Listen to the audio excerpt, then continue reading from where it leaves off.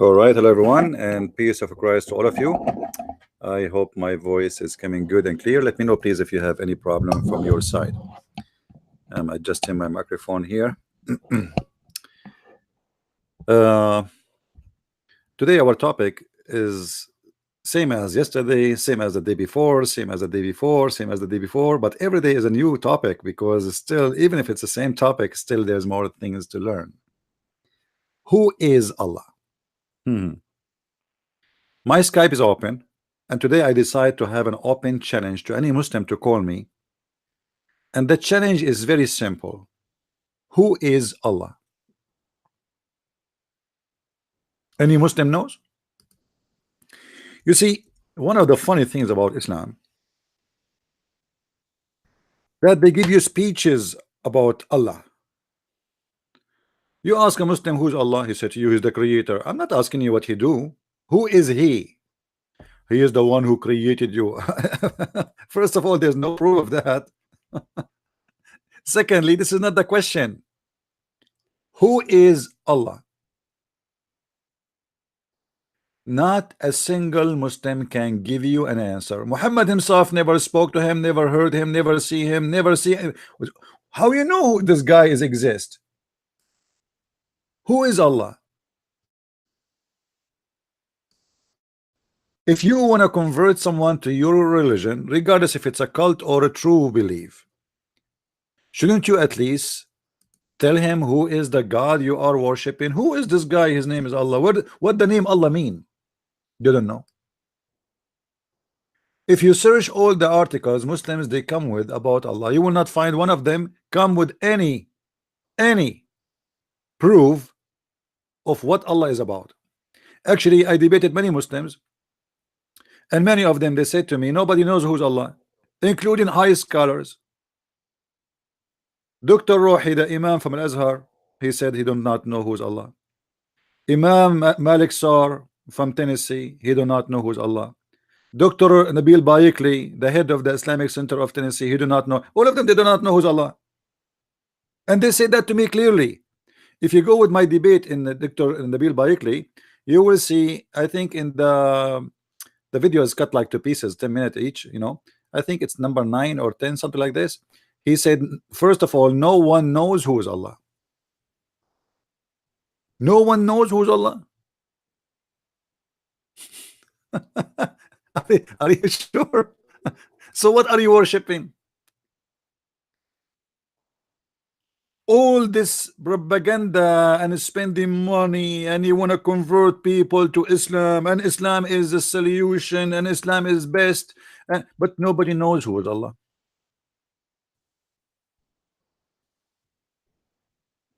That is the most funny, stupid thing ever you can hear.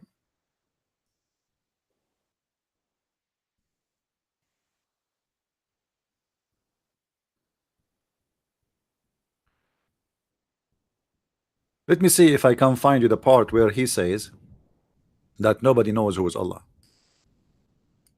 I will try. Hold on. When he says talks about days, what's the question? What the question? Yeah. Well, somebody forgot the question, huh? Okay. The question is, somebody asked you, said how many days Allah took him to create the earth? Yeah, how many days Allah? Yeah. Take the mic, please. Yeah, I need to find. I need to find. Maybe you guys, some of you, I will give you the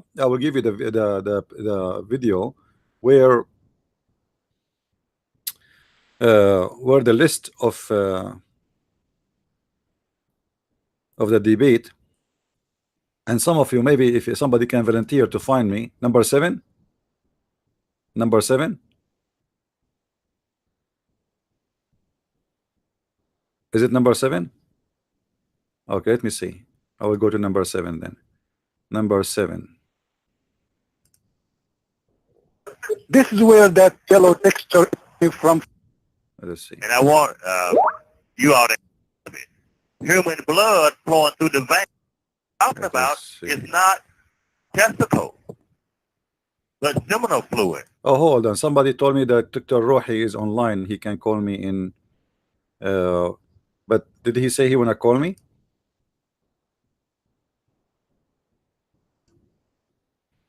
All right. Well, let me open Paltalk then. Hold on, give me a second. Well, maybe Dr. Rohi, he can answer us. Who is Allah? And you will see how the answer will be. Perfect. So give me a second. Let me log in Paltalk.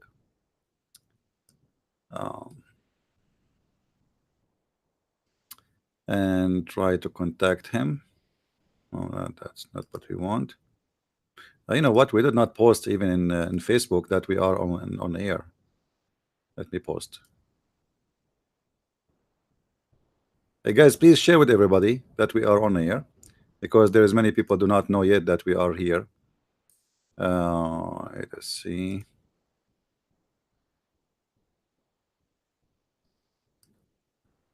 And I will log in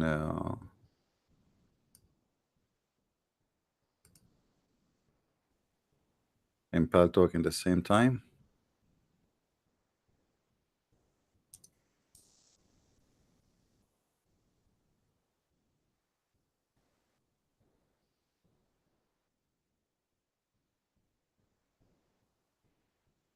All right.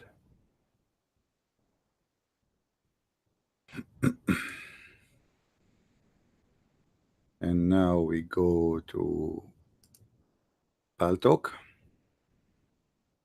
There's a guy, he's saying in text in Arabic, Palestine is going to be free one day.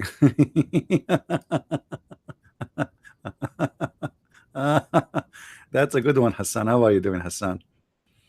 You watch too much fiction movies, my friend. What about praying that Allah will make Mecca hurrah one day? Even your Mecca is protected by the American. Did you see they ask Trump to punish the Saudi government and not to give them weapon to protect themselves? Don't you see that Trump, he says, if not us, Iran will eat you alive in 2 days, actually in 10 minutes. This is what he said. Anyway, this is not my topic. I don't really, but you can keep praying, my friend. Obviously your God Allah is listening. As long you are praying to Allah, things will come true. All right. Let us see if Dr. Rohi is online. I don't see him online. The one who said that Dr. Rohi is online, well, he is not. Oh, here you go. I found him, but maybe he is not. Let us see. Hey. Okay, let us see.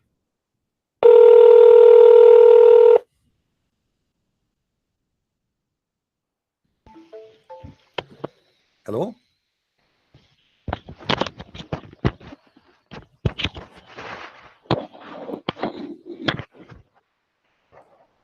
Hello?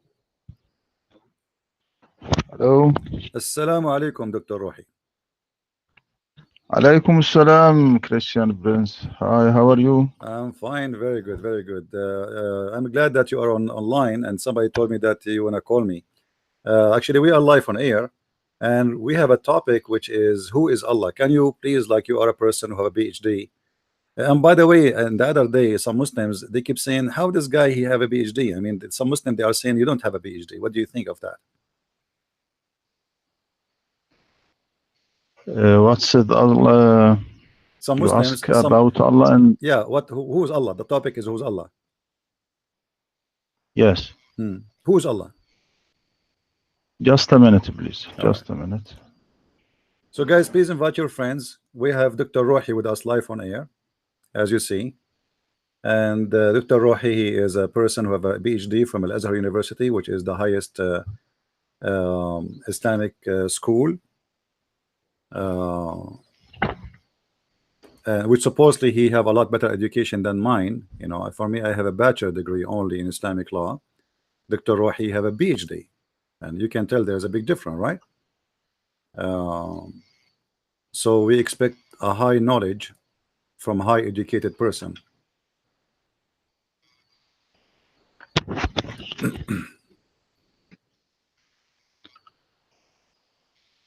All right, Dr. Rohi, are you there? Okay, yes. I am tired tonight, but my friend told me to debate with you, so I will debate because you are a respect person, and I like to debate with you, my friend. Thank you, Dr. Rohi. You're welcome, and I'm happy to have you with us today. And anytime you feel that you are tired, you need to go, please just say so, and you will be your way to bed. I understand. So who is Allah? Thank you. So who is Allah, Dr. Rohi? People are listening. Is my voice clear now? Yes, your voice is good. Your voice is good. Yes, thank you. Hmm. Name of Allah took from Ali Hashay. Ali Hashay, it means he worshipped him.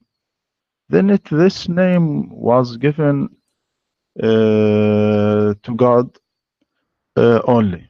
Look, the most great king didn't dare to be called himself Allah. This Say name, again. So what? The Greek king?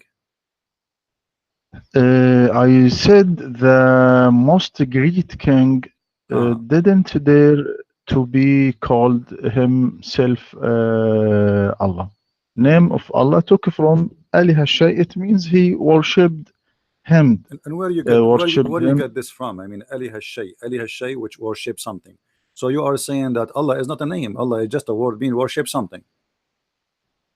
No. This name was known to Arab before Islam, but we don't know the first person who said this name. But we can saying that name of Allah is Arabic translation to four Hebrews word Elohim, which it means God, and the word Elohim took from verb Allah, or Ilya in Hebrew. So okay, so the original of the word Allah, is it Arabic or Hebrew?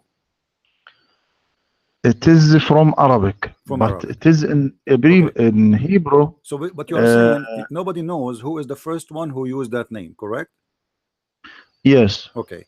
And yes. how, as long you do not know who is the first one who used this name, how you know that was an Arab? If you do not know him, if you do not know the history, you do not know the date, you do not know the person, how you know that the first one who used it is an Arab? It is in the dictionary of all dictionary in Arabic. There's no dictionary. All the dictionary are guessing about what Allah, because simply there's no definition. Nobody can, like you. Like now, if this is what the dictionary said, here we go, we refuted dictionary, because in order to tell me I am a dictionary and I'm going to teach you about a language, you have to tell me where you get this from, the roots of it. And then what you say to me, that there's a guy, he is the first one who used that word Allah, and we do not know who is he. So how dictionary can come to a conclusion like this? A dictionary is made by a man like you and me. Yes, dictionary Arabic it is reach for the root of the word. Ali Hashay. No, my friend, this is false. The word ilah have nothing to do with Ali Hashay. The word ilah, first of all, is not even an Arabic word. It is coming from the word al or el. In the ancient Aramaic, they used to use one the same as the Hebrew. When they speak about God, they add al in the beginning of the word or at the end of the word. In the new Hebrew, they changed the al from al to el. So now they say Elohim. So El is a word meaning God. It's not a name of a God, but you as a Muslim, you consider Allah as a name, not as a word meaning God, not worshiping something. And you just said to me that the origin of this thing, that somebody he said he worshipped something, and this is Ali Hashay, which means Allah. So Allah is worshipping something. So you Muslims, you worship something, but you do not know what is that thing, because the second you say something, it means it's unknown. Yes. الله يعني اسم الجلالة هو أنا كما قلت اشتق from أله الشيء يعني عبده ثم يعني then أطلق هذا على الخالق, then it means he worship him. My friend, you said you keep repeating the same thing, saying Ali Hashay worship something. So your God Allah is something. How you worship something which is unknown? Because something is mean, it's something, it's unknown, it's something. You see, when I say I know what I'm talking about, like even in Arabic, in same in English, You know, in English they put the word the before the name, and that will make it known. In Arabic we add the two letters al, right, and that will make it known, al-ta'rif. So here you are saying to me that Ali Hashay is worshiping something, and you as a Muslim worshiping something, but you do not know what is that something. And this is the question. We go back to zero. What is that something you worship? Who is Allah? Uh, I said I don't know who the first person who called this name Allah, but it is this is a proof that this name is the true name for Allah. Why? Because now look at Lord or God in English or خداوند in باريس in يعني في الفارسي أو أولهيم بالعبرية أو ديو in French أو ديفينيتا My friend, my مثلا friend, Elohim is not a أو name. دوس. Elohim is not a name of God. Elohim is a word meaning gods, actually, not God. So our God's name is not Elohim. This is not a name. So I'm asking you now, you Muslim, you consider Allah as a name, not just a word meaning God. And now you are telling me that Allah is coming from saying worshiping something. And I repeat myself again, and I know when I'm going to get the answer. That thing you say, you call it something. Allah is something. How in the world we worship something, and which means we do not know who is Allah. You do not know. And all this circle now, you are trying to give me definition about Allah, but you do not know who is the one who named it and why he named it and what it says about, and how you know that is what he meant. There's no proof. Secondly, Allah is not one word. It is Al and Lah. Al is a word meaning God in the old Aramaic and the ancient Hebrew. Al Lah, this is God Lah. So your God name, the true name of your God is Lah, not Allah. This is why if you go to the Quran, chapter 1, verse number 1, and chapter 1, verse number 2, it says, Bismillah ar-Rahman ar-Rahim, Alhamdu Lillahi Rabbul Alamin. What happened to Allah? It says became Lillah. Lillah. So what is the name of your God? Is La. So now your God now is clear, and this Quran, don't tell me Quran is wrong. Quran, you cannot take letters out of the name, because names, they are names. We cannot change them. We cannot take letters from them. The second we take letters, it means those letters are addition. This is why in the chapter 1, verse number 2, when it says Alhamdulillah, the al is taken off. Li in Arabic, and you know very well, mean two. So Alhamdu, thanks, li lah. That mean your God name is La. Now you gave me a definition, nobody heard of it, and have nothing to do with the truth. And I'm asking you again and again, who is La?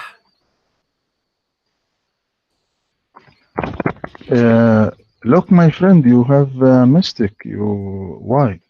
And this is not al-ta'rif in Allah, but it is just the letter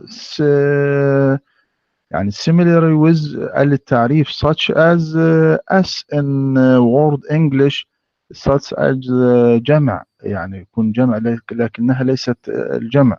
يعني هنا تتشابه التعريف مع الله، لكنها ليست التعريف. هنا الله لا تبدأ بالتعريف، يعني هنا لا تبدأ Thank you. الألف واللام. So why we take it off? Why we take it off? Thank you. This is what I'm saying. Actually, I am not saying it is a tarif. I am saying that al is a word in the ancient Aramaic and the ancient Hebrew mean God. God. Al is not al-tarif. It's not equal to the in English. So al Yes. is a word mean God. Thank you very much. So al la, God la. So your God name is La, and the al before it mean God. So now God La. Who is the one who named it La? You said you do not know. If anyone go right now and search in any website, he will find that in 2 minutes in Google that La is the name of the moon god. No. Why the lah is the moon god? Yes, hey, this Why? is the truth. You can search right now, Dr. Rohi. You have a PhD. Can you prove this in the lah is the moon god? Yeah, sure. It is very easy. Here we go. It will take me 2 seconds. Here we go. Here we go. My friend, even if no, there hold are, on, hold on. Hold on. You yes, see, yes, people they have a the Christian they say there's many names use, but there's words is equal to God. So there's Yah, there's Yah, and there's Yah, and there's Al, which means God, and there's Allah, and there is etc. All of them is equal to one thing. Either you mean God when you say Al, or you mean the name of the moon god. Here we go. I just it took me 2 seconds. La, La is what? La is the moon god, the lunar god. As simple as that. Anyone can go and make a search in 2 seconds, and he will see the answer. It's not like something mysterious. Google there, full of websites. You can search right now. Search for the moon god. What is the moon god? You will see the name of the moon god is La. It's not a secret. So look, now look, Dr. Rohi. yes, We have a clear proof that Lah mean the moon god, and we prove from chapter 1 verse number 2 that this is the name of your god, Li Lah. Okay, now still this will not give me even who is your god, because even this is not my question.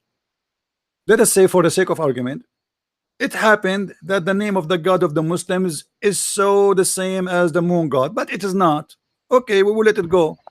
But who is this god? Still we do not know. Or what you are saying to me, that we as Muslims we worship a god, his name is Lah, and this is the same name of the moon god, and all religion is based on the moon. We fast by the moon, we break fasting by the moon, we celebrate by the moon, everything in Islam based on the moon.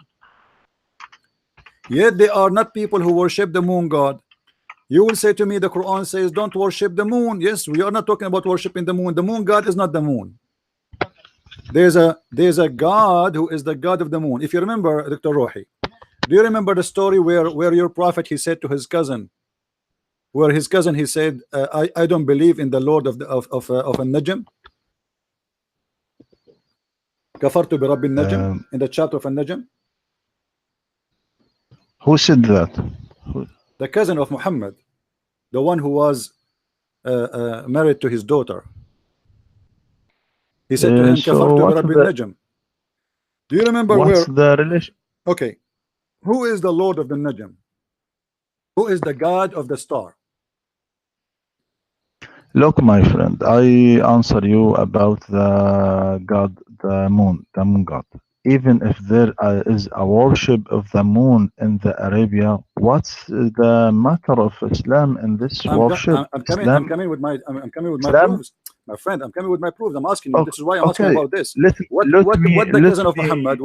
What Muhammad he said to his cousin when he said, I refuse to worship the moon, the god of the stars. Why Muhammad is asking him to worship the god of the stars in the chapter of An-Najm? What's the relationship with the cousin of Muhammad in the Islam? The cousin of Muhammad He is not the topic. The cousin of Muhammad, I'm just mentioning to you a topic, like a story in the Quran. I'm not talking about this is what is mentioned in the interpretation okay, for the Quran. cousin of Muhammad is disbeliever. He worshipped two idols. No problem. But why Muhammad is asking him to worship the God of the star? Look, my friend, Islam is a clear religion calling for the worship of one God. The He is the Holy God of the Quran star. said, He is the God of the star. yes, Okay. listen to me, please.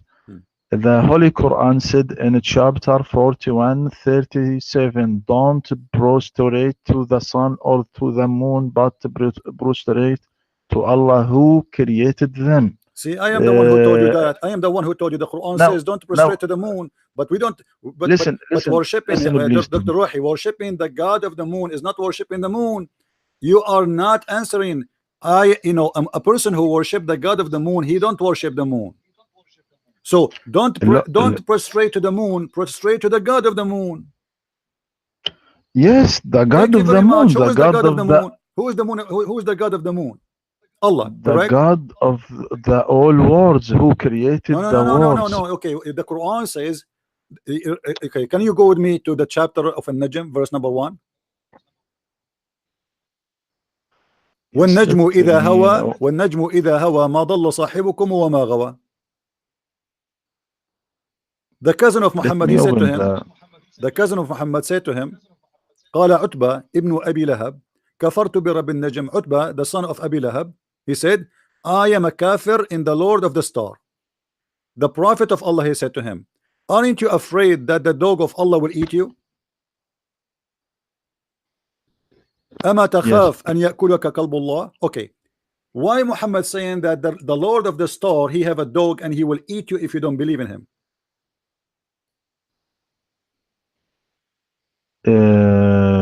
I don't know what is the happen in the cousin of Muhammad and the But son it doesn't cousin of matter what Muhammad. happened, my friend. But it doesn't matter. Your prophet is taking old legend that there's the god of the moon, the god of the stars. He have dogs, and if anyone who don't worship him, they will send his dog to eat him.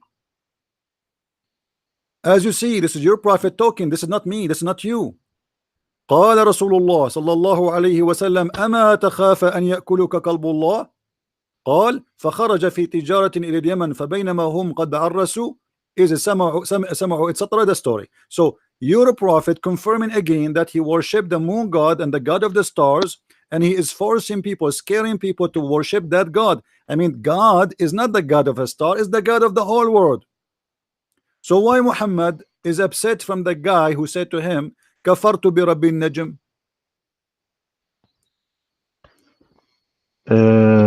Let me set this hadith and insert this hadith, All please. right. كفرت برب النجم.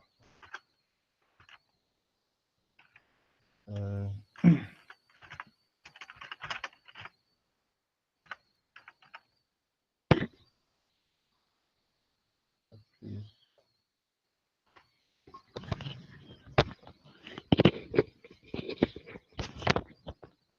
in chapter النجم Yeah. كفرت برب النجم Mhm. عن عتبة في والد أنه عن عتبة ابن أبي لهب حين قال إني كفرت برب النجم إذا هوى فقال النبي اللهم سلط عليه كلبك فأخذه الأسد في طريق الشام. I don't know what is the problem with this you if The problem, your prophet is عتبة. teaching the same as those who worship gods, who they are gods of the stars. They have dogs, they have animals, and if you don't worship them, they will send their animals to eat you. So it's not a coincidence that it's happened that your God, his name is Lah, which is the moon god. Your God have a dog. I mean, why God have a dog? Can you tell me, Dr. Rohi? Was your prophet exaggerating and lying about God having a dog, or he mean it? رب النجم هو الله رب الأكوان رب العالمين يعني it is the رب العالمين Lord of the world Lord of the universe Okay, I Lord mean, of this is not the all question. beings. Dr. Rohi, wake up with me. Listen, Allah is your God. His name is Lah. You said he is not the moon god. No problem. Why, if a person he says, I am a kafir in the Lord of the star, Muhammad, he get upset and he says to him, aren't you afraid that Allah will send you his dog to eat you? What that have to do with any true belief and any true prophet? Do you really believe that if I don't believe in Allah, Allah will send his dog to eat me? And why he is not sending his dogs to eat me? And why he have a dog? Is that because he is the moon god and the moon god have a dog? No, not a moon god. So who is this god who have a dog? Explain to us, who is this god who have a dog? I thought dogs in Islam are dirty, they are najis. No. Dog is meaning of the lion, not mean dog. It So is your prophet, he said dog, he mean lion? I mean, how come? Come on, Dr. Rohi. When I say dog, I mean dog. The dog is a dog. He can say, Muhammad did not say, aren't you afraid the lion will eat you? He did not say that. He said, aren't you afraid the dog of Allah will eat you? And let us go with you. Why Allah have a lion? Allah will send his lion to eat me? Yes, all the creation it is belong to Allah. No Lion, problem, no dogs, problem. all But how Muhammad he knew that Allah have a dog in heaven? Where did he get this look information from? in this look I read from the tafsir. Hmm. what's it قال النبي صلى الله عليه وسلم اللهم سلط عليه كلبك فأخذه الأسد في طريق الشام. كل التفسير كده. Hmm. فأخذه الأسد Hmm. في طريق الشام. Okay. If the lion took him in the way of So the your Sham. prophet he prayed for Allah dog to eat him. He prayed to Allah to send his dog to eat him, but a lion he ate him. That's mean your prophet prayer did not work. Look what he said. Yes. You are the one who said that. You said your prophet he said he prayed to Allah to send his dog to eat him. Question, first of all, how Muhammad he knew that Allah have a dog?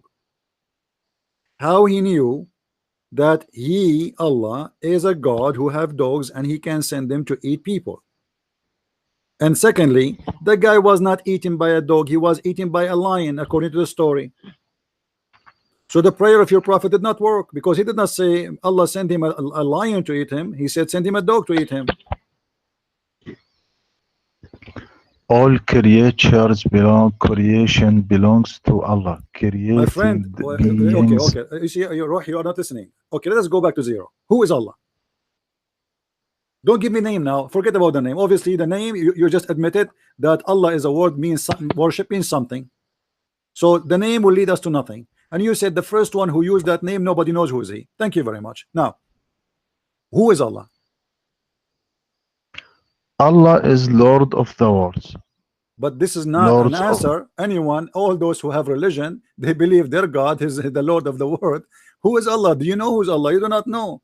So you are making us giving us a definition that he is the Lord of the world, but there's no proof that he is. And do you know that he? How you know he is the Lord of the world? Because he said, I am the Lord of How the you know world. he said? In How the- you know he said? in Muhammad he the never. in the first chapter in Quran, Alhamdulillah Rabbil Alameen. Well, thank you Rabbil very much. Alameen. The first chapter in the Quran proved that Allah cannot be Lord, because how Allah he say thanks to Allah? Yes, the one of the greatest attribute of the Quran than other books that he focus on Rabbil Alameen, Lord My of friend, the all Dr. beings. Rohi, if you are talking, you are making a speech. Let us say I invited you to our church, and you say, starting introducing yourself, you say, first of all, I want to thanks Dr. Rohi for coming. But you are Dr. Rohi. So how Allah he says in the name of Allah, the most gracious, most merciful, when he is Allah, in the name of Allah? You see, I say in the name of the president or the king or the name of God, for I am not God. This is why I say in the name of the God. But Allah himself, he say in the name of Allah. Obviously he is not the one is talking here. He cannot be Allah. This is the author of the Quran fabricating stories, speaking as he is, speaking in the name of God, but he forgot to switch the personality. So in the name of Allah, the most gracious, praise be to Allah. Allah saying praise be to Allah. And then he says Allah most gracious, most merciful. He just said that already here. Why he's repeating himself? And then he says show us the straight way. Allah is saying show us the straight way. How Allah he say that? This is obviously a prayer made by Muhammad, put it in the Quran, and you Muslims took it and you claim that this is coming from Allah. But until now you do not tell me who is Allah. Or what you are saying to me, he is the Lord of the world, but nobody knows who's this guy. Did your prophet spoke to Allah? Did he speak to Allah? No. Did he see Allah? No. Have you ever heard his voice? No. So where this is all coming from? There's no proof. The man who gave you the message, he never heard Allah, he never saw Allah, he never witnessed to Allah. So how we will know that there is a God, his name is Allah? And when I asked you what Allah is, you said to me there's an Arab guy exists long time before, and he said worship something, and that is Allah. This is what Allah is for you. Worship something. Thank you. So you Muslim worship something. Nice to meet you. So who is Allah? Nothing. You all what we get from you, Dr. Rohi, with my respect to you, that you Muslim do not know who is Allah. No, Allah is sent a book to us, and He proved that He is How he sent prove? the book. How he prove? How he prove? By saying Proved that He said, man have a sperm coming from the backbone. Is that a proof? By saying that sperm coming from the ribs of the women. Have you ever heard of a woman have a sperm and the sperm coming from her ribs? yes, it is. What do you mean yes? What yes? Women have a sperm? Yes. Where do you get it from? Where do you get from that women they have a sperm and their sperm is coming from their ribs? Look, now Allah said, فلينظر الإنسان مما خلق من ماء دافق يخرج من بين الصلب والترائب إنه على رجعه لقادر يوم تبلى السرائر فما له من قوة ولا ناصر. Right. What's this mean? Okay. So I translate this this verse. This let man observe Hello? ejected, emerging from between the backbone and the ribs. Right. Indeed, Allah is to return him to life, is able. The day when secrets will be put on trial, then man will have no power or any helper. This is now look at this verse. You are said that the semen coming from backbone and the ribs, but coming from testes. So it is a mistake. It is a mistake. The verse not talking about the semen, but talking about the human, because the speech from the first was about the beginning of the human creation.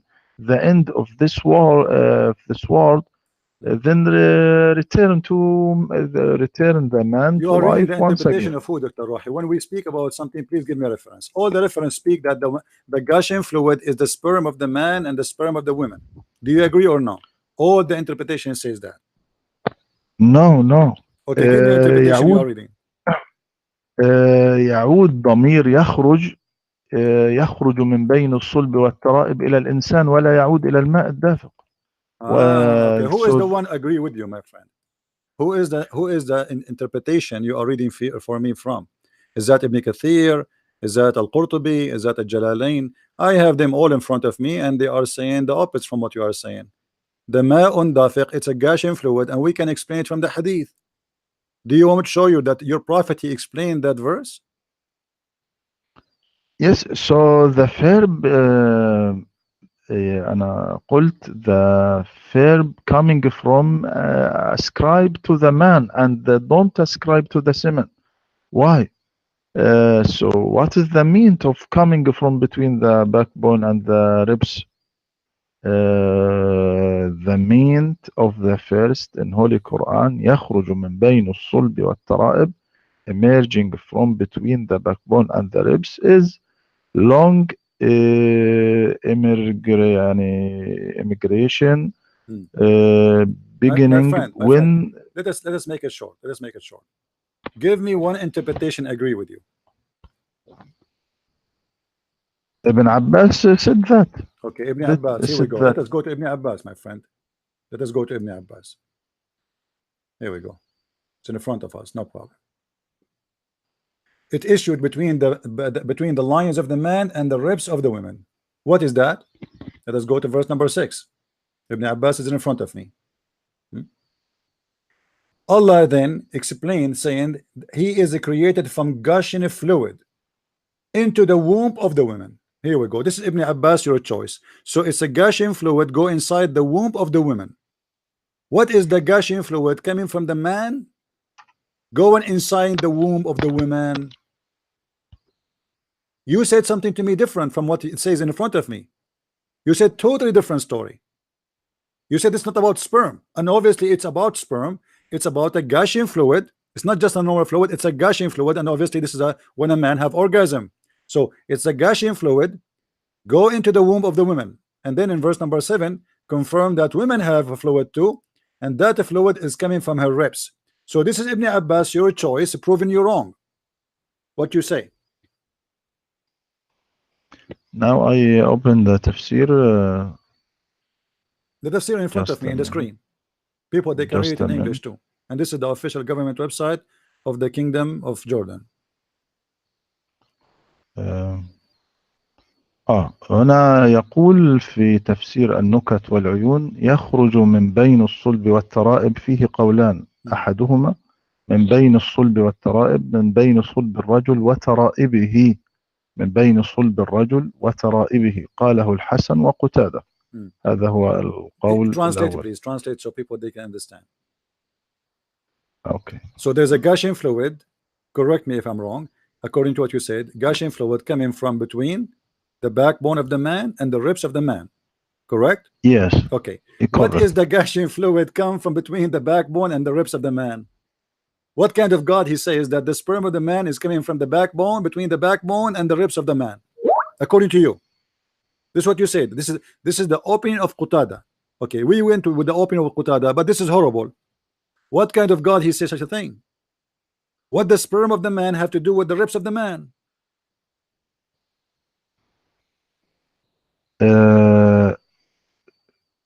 Look, I said the semen not coming from backbone and the ribs, but coming from testis. Okay. Where it says that? Where it says that? The Quran says the opposite, my friend. It says يخرج من بين الصلب والترائب. Let us analyze the words. What is a solb? Is the backbone, correct? A solb is the backbone. Yes, الصلب هو الظهر أو backbone. All right. So a solb. Let us get conclusion now. A solb here is the backbone. الترائب is the ribs of the women. Is that correct? Now I said to in Arabic, then I translate the verse, okay, the chapter. Okay. الحديث في الآيات السابقة عن بدء خلق الإنسان ثم إرجاعه حيا، الضمير له عندما قال فما له من قوة ولا ناصر، لا يستقيم إذا أرجعناه إلى الماء الدافق، إنما إلى الإنسان. كلمة على رجعه، إنه على رجعه لقادر، تعود إلى الإنسان. الإرجاع يعني يعود الإنسان إلى حيا للحساب، لأن الله يقول يوم تبلى السرائر فما له من قوة ولا نصر. إذن الآيات فلينظر الإنسان مما خلق من ماء دافق يخرج من بين الصلب والترائب، لا تعود على المني، لأنه قال بعدها إنه على رجعه لقادر. You are not giving me proof. I ask you, where is the proof? You said Ibn Abbas. Ibn Abbas say the opposite. Give me a proof. Until now, what you are saying to me, you are just going around in a circle. You are saying nothing to me. And let me show you what your prophet said. Your prophet said that the women have a gushing fluid too. When a woman, her name Salim, she came to Muhammad and said to him that she saw a wet dream. She was horny at night and she have orgasm, and she came to the prophet and she said to him, should I wash? I saw a wet dream. The wife of Muhammad, Salama, sorry, Zainab, she said to Muhammad, do women have sorry Salama, she said, do women have sperm, the discharge? He said yes, otherwise how the baby resemble the mother? So your prophet claim that women, they have a sexual fluid, and because of that the baby resembled the mother. So you are saying to me you have God, and the God he proved himself in the Quran, and Muhammad is the proof, and whatever Muhammad he say is true. And here we go, Muhammad he claimed that there is a sexual fluid coming out of the women, and this is the discharge of the women, and because of this discharge the baby resembled the mother. Is that accurate, my friend? Do you want to read now, do you want to read for you the hadith in Arabic so you can get it better? قالت يا رسول الله إن الله لا يستحي من الحق هل على المرأة غسل إذا احتلمت؟ قال نعم إذا رأت الماء فضحكت أم سلمة فقالت أتحترم المرأة؟ فقال النبي صلى الله عليه وسلم فبما شبه الولد. So your prophet confirmed what is written in the Quran, that women, they have sexual fluid, it is gushing out, discharge, and even Muhammad in different hadith he described it as yellow and thin, and the water of the man as thick and white. So why are you going around in a circle saying the Quran doesn't say that, when your prophet he confirmed that? Are you saying your prophet getting the information wrong and he's wrong? I don't know if this hadith is correct or My not. friend, this is Sahih Bukhari and this is Sahih hadith. Dr. Rohi, yes, but Dr. Rohi, be careful. You are a person who have a PhD. Last time you said to me this hadith is weak. You went 2 weeks after you came back and you said to me it was correct. Correct? You remember? And you know, I will not say to you it is correct unless it's correct. And you know that. I am speaking to someone educated, he have a PhD in Islam, and not to a kid in the street. So this is Sahih Bukhari, hadith number 6091, and I can give you tons of hadith the same, and all of them are correct. So now, was Muhammad wrong? No, not wrong. What? Okay. But I said, what's the real meaning of this hadith? Not the meaning is so clear. The meaning is so clear. Muhammad is saying why women, how the baby resemble the mother, because simply the women, she have orgasm, and that is the water coming out of her vagina, as simple as that. So do we need really like a scholar to give interpretation for this? Anyway, we can go to the scholars. We can go right now to any scholars in any, Ibn Kathir. We can go to Al-Qurtubi, Al-Tabari, Al-Jalalain, whatever you want. All of them agree that this is the case. In the ancient time, there is no science and no how the baby come. It is so as Muhammad, we see. So you are saying Muhammad because he was ignorant? He do not know. No. Look, now when I said, now when the Bible said, now look at the stage of fetal creation in the Bible in Job. Hast thou not poured me out as milk and curdled me like cheese? What does thou last clothest me with the skin and the flesh, and hast fancied me with your prophet he copied that, and your prophet he copied that, he put it in the Quran, but because he is copying, he is not the original author. He make it messed up, and this have nothing to do with our topic.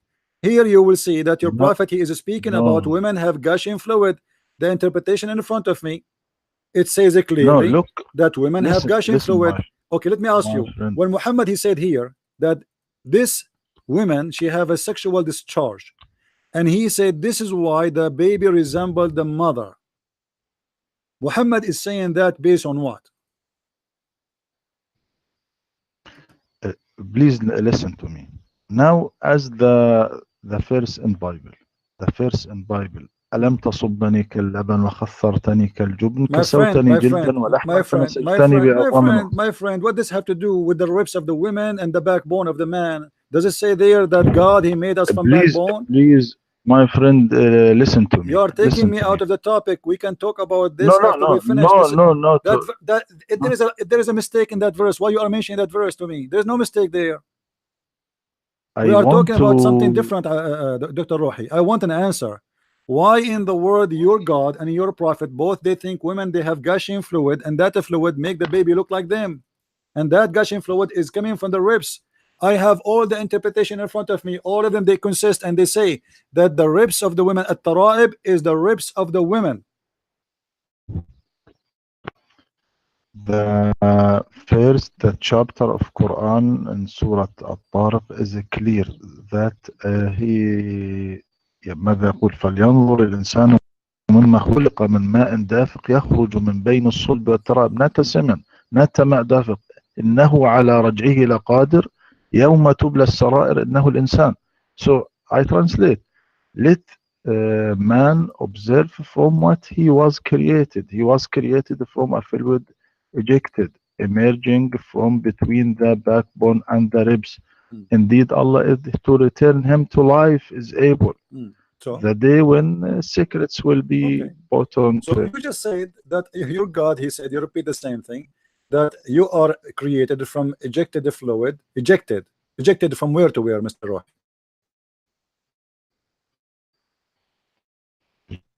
ejected from where? Yeah, from where to Uh, where? Ejected, because ejected mean it's a Gaussian fluid. It's a fluid is motion is in a motion. It's moving non-stop. So it's a Gaussian fluid, which means it's moving fast from point A to point B. Where this Gaussian fluid moving from where to where? the first is talking about man, not talking about cement. The first not talking about the cement, talking about the human, because the Who agree speech with you? from the Who agree first with you? was No, no, no, about my friend. That it's the human. Yes, it's about the human, but the human is created from Gaussian fluid, ejected. You are the one who said that a second ago. Look at the man. Why the man don't look how he was created? He was created from Gaussian fluid. From what? Gaussian fluid ejected. Okay. What is the Gaussian fluid ejected, which is the man created with? Tell me. I'm listening. uh, I know, I see. Look at the verse carefully. Look at the verse carefully. It is talking about the human, not talking about the fluid, My friend, for sure it's the talking cement. about the human. The human, how he was created from Gaussian fluid. What is the Gaussian fluid? Explain to us. What is the Gaussian fluid?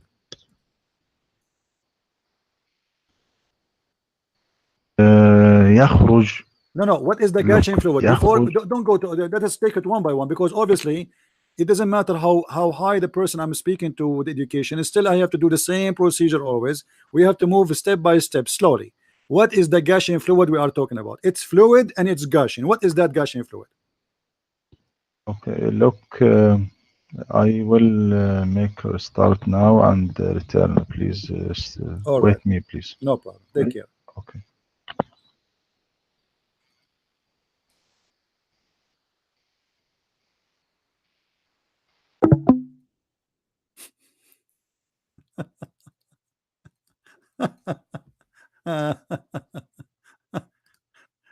Yeah, right.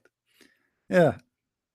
You see, it doesn't matter. You speak to a kid, you speak to an adult, it's the same. It's the same. You speak to a person who have a PhD or a person who have high school, it's the same. They will not say, they will not answer, they will not give an answer. So who is Allah? We learned today from somebody who have a PhD that or Allah is something. I mean, thank you very much.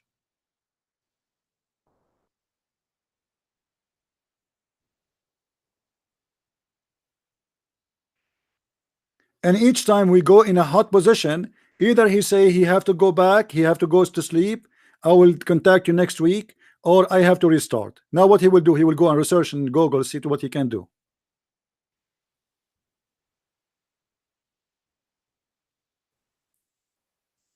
Who's next?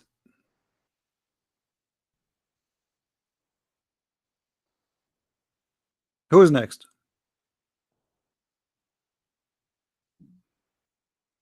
And I mean, by the way, speaking to Muslims is very frustrating, because you know that they are playing games.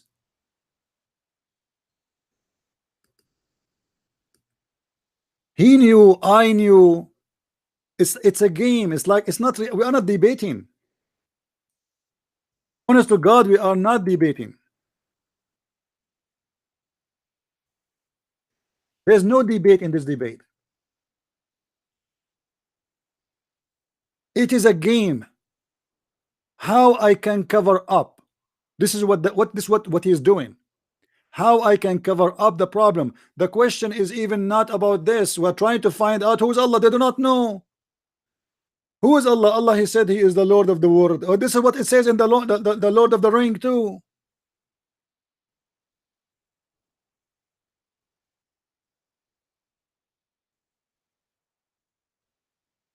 How I can follow a God? I have no idea who is he. I hope Dr. Rohi will call me back again.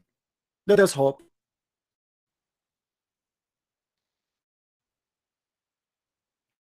He will contact some of his sheikh in Al Azhar University. He says, what you will say to this guy now?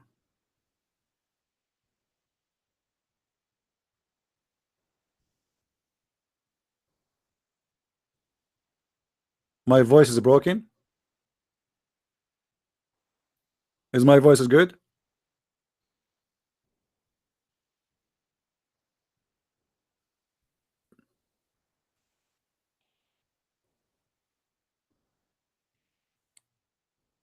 Do we have any Muslim? As you see in front of you, Muhammad, he described that the water of the women is thin. Muhammad is expert. Muhammad is expert in sex. What I can say, I mean, this guy, he slept with a lot of women.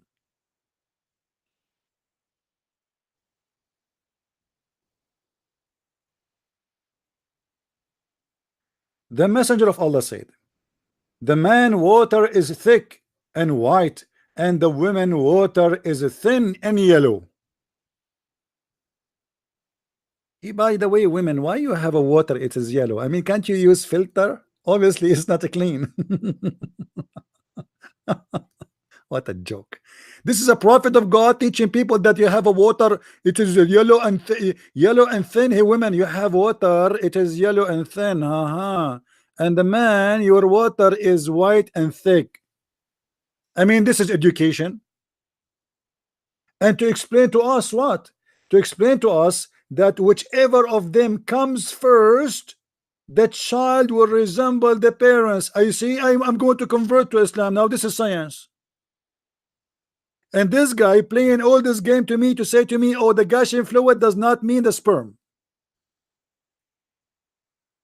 And now, by this is a prophet, we know how each one of you, what happened in the bedroom of his mother.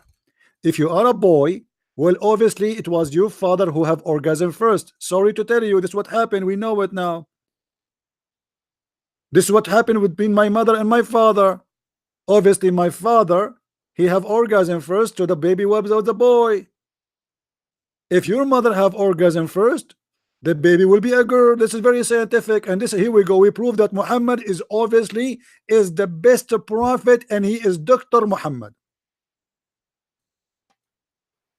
And now we knew why Muslim they worship a God. His name is something. I mean, did you hear him saying we worship a God? His name worship something. Did you hear it? Their God, Allah mean worship something.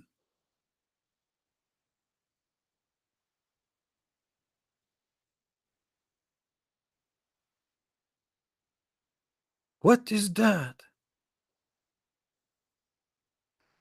And this is why I don't like to have a Muslim guest in my show, because I'm afraid most of you will convert to Islam after you hear the science and the knowledge and how convincing they are. You see, they are so convincing when they speak to somebody who speak no Arabic. He have no knowledge. He do not know what he's talking about. If you have all those requirements, the Muslims will be so happy to jump on you, not to debate you. They will jump, they will challenge you to debate. Look, go YouTube right now. See how many Muslims challenging everybody there, but nobody is challenging me. And the poor me, I stay here for 5 hours, 6 hours.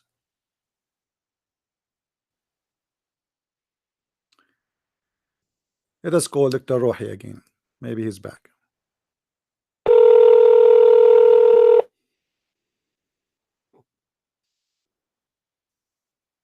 Hello? Hello?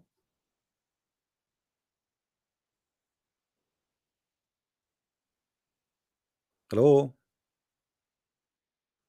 Doctor, I hear nothing. Are you there?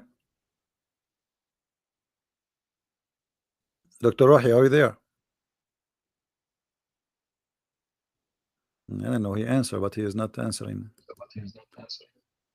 Do you hear me, Dr. Rohi? Yeah. All right. So, Dr. Rohi, what is the conclusion now?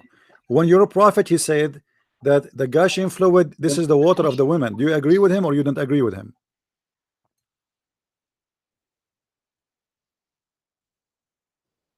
Hello? Hello, do you hear me? Yes, Do I you do. hear me now? I do. So, do you agree with your prophet Yeah, when he okay. said that the women, when she have orgasm, the baby will resemble her? And this is the gushing fluid of the women, which is coming from the ribs. Do you agree with him or not? I don't know the true meaning of this hadith My friend, because the true meaning not is very clear. Okay, as Quran. Dr. Rohi, do you know the hadith where it says in Arabic? I will read it for you in Arabic, so you don't say I did not get it. أخبرنا إسحاق بن إبراهيم قال أنبأنا عبد حدثنا سعيد عن قتادة عن أنس قال قال رسول الله صلى الله عليه وسلم ماء الرجل غليظ أبيض وماء المرأة رقيق أصفر فأيهما سبق كان الشبه. Are you aware of this hadith? Yes, it is speak about the semen of the man. So this is about the semen. Thank you very much. So this is about the semen. Okay. But do you agree semen and that if the women have orgasm first, the baby will be a girl? yes, yes. What is What is the problem? The in problem, this? women have no semen. The problem the women have buwaida. My friend, your prophet, he did not say women she have an egg. He said women she have a thin yellow water, and the egg of the woman, talking about the discharge, the charge come out. This is not internal, this is outside. So he's talking about the water will show up out in her vagina. This is thin and yellow. This is not the egg, so don't mix things up. So here he's talking about whoever comes first, the baby will be the same as the parents, and you agree with that. You said there's no problem with this. So what is the water which is ejaculated of the man is white, thick sperm. What is the water ejaculated of the women? It is yellow and thin. And whoever comes first, the baby will resemble the father or the parents. And you said you agree with this. But anyone who is listening, he knew that this is false, absolutely false. If the baby is born, when the baby is born, have nothing to do with the who have orgasm first, especially we are talking about the gender. Your prophet saying here that whoever come first, the gender will resemble him. This is absolutely false. What do you say? Oh, I have a problem in my computer. So Dr. Rohi, the problem is not in You- your computer. The problem is in hadith. The problem is in the Quran. It's not in the computer. Come on. You are trying to make excuse. I'm getting it. I'm getting it. It's okay. I understand. You are not the first one who make excuse to go. My friend, that problem is here. Stop saying I need to restart. I have a problem. I know what is the problem. The problem, you do not know what to say. What kind of a prophet he claimed that he is speaking in the name of God, yet he said that whoever have orgasm first, the baby will resemble the parents. And I'm so upset from my father, by the way. And look, because my father have orgasm first, I look like him. I look scary. I wish my mother she have orgasm first. What kind of knowledge this knowledge is? Now we talk about the verse of the Quran يخرج من بين الصلب والترائب. Then later we talk about We this are hadith. talking about it. We did not get out. We are not getting out. We are showing you what your prophet explained, that how the baby is created. The baby created by a fluid of the women and the fluid of the man. When your prophet he said, whoever come first what? Come with the fluid. What is the fluid? He described the fluid. He said the man fluid is thick and white, and the women fluid is thin and yellow. So we are in the same verse, the same topic.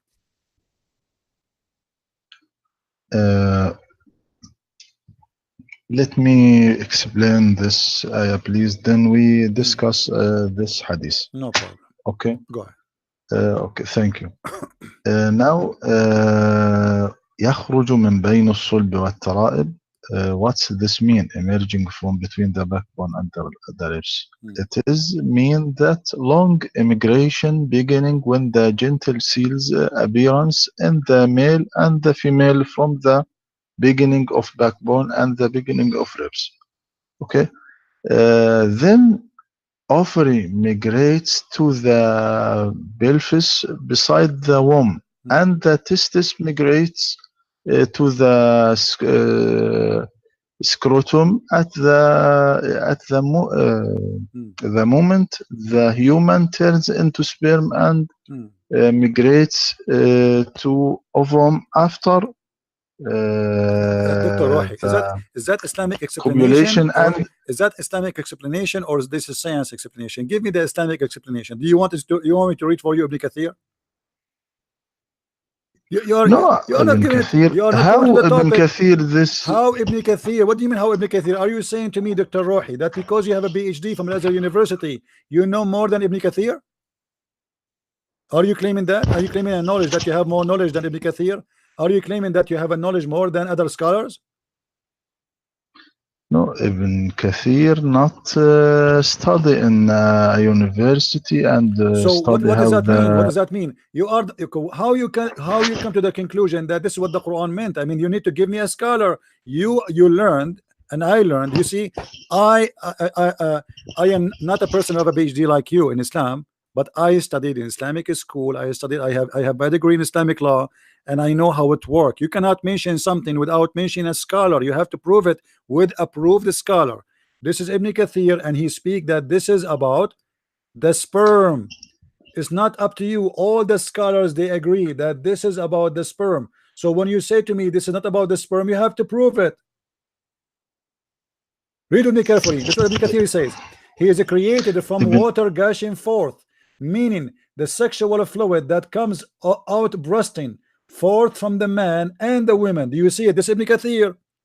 I'll read for you in Arabic. I'm showing it to the people in English. It says يقول ابن كثير في تفسيره ثم خلقنا النطفة علقة إن الله صير النطفة وهي الماء الدافق الذي يخلق من صلب الرجل وهو ظهره وترائب المرأة وهي عظام صدرها وما بين الترقوة إلى السرة. Do you see it? So all the scholars agree that your prophet, he meant by that a sexual fluid of the women and a sexual fluid of the man. And whoever comes first, as your prophet said in the hadith, he is going to decide the gender of the baby.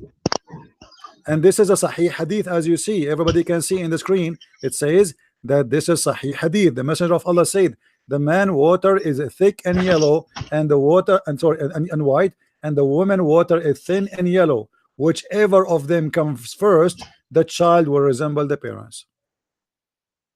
So now we have interpretation agree with the hadith, agree with the Quran, Quran agree with the hadith. The picture is perfect. How that can be God? Ibn Kathir not a holy man. Gee, they just scholars speak by this all the science names you that mentioned to known me, in all his the names time. you mentioned to me, they are not holy name men too. But obviously, you choose your cherry. When you want Ibn Kathir is good. When you want, you don't. He's not good. Okay, choose for me a person you like. Which interpretation you like me to read for you? Which is going to show you that you are wrong again? Can you choose for me? Which interpretation? Jalalain? Is a Jalalain is good No, for no, you? not a Jalalain. The Quran, we must study the Quran so let us make it simple. according to the science of this time.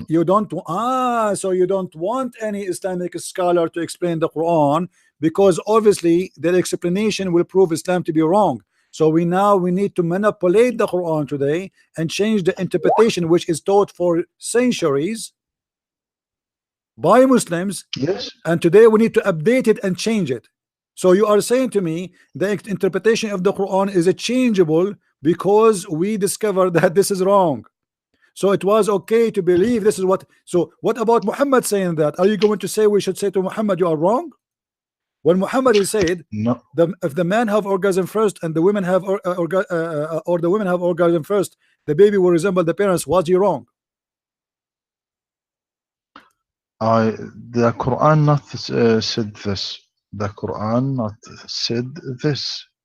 But I don't this hadith, the meaning, the true meaning of this hadith, but Quran not say. What do you mean the Quran not saying? What do you mean the Quran doesn't say that? No, the Quran said that. The Quran mentioned that the man is created from a sperm. Do you want to show you the verse? Yes, the man created from a sperm. What? Thank you very much. Thank you very much. So he is created from a sperm, and this is what he's talking about. This is why it says dafiq. Dafiq is a gushing fluid.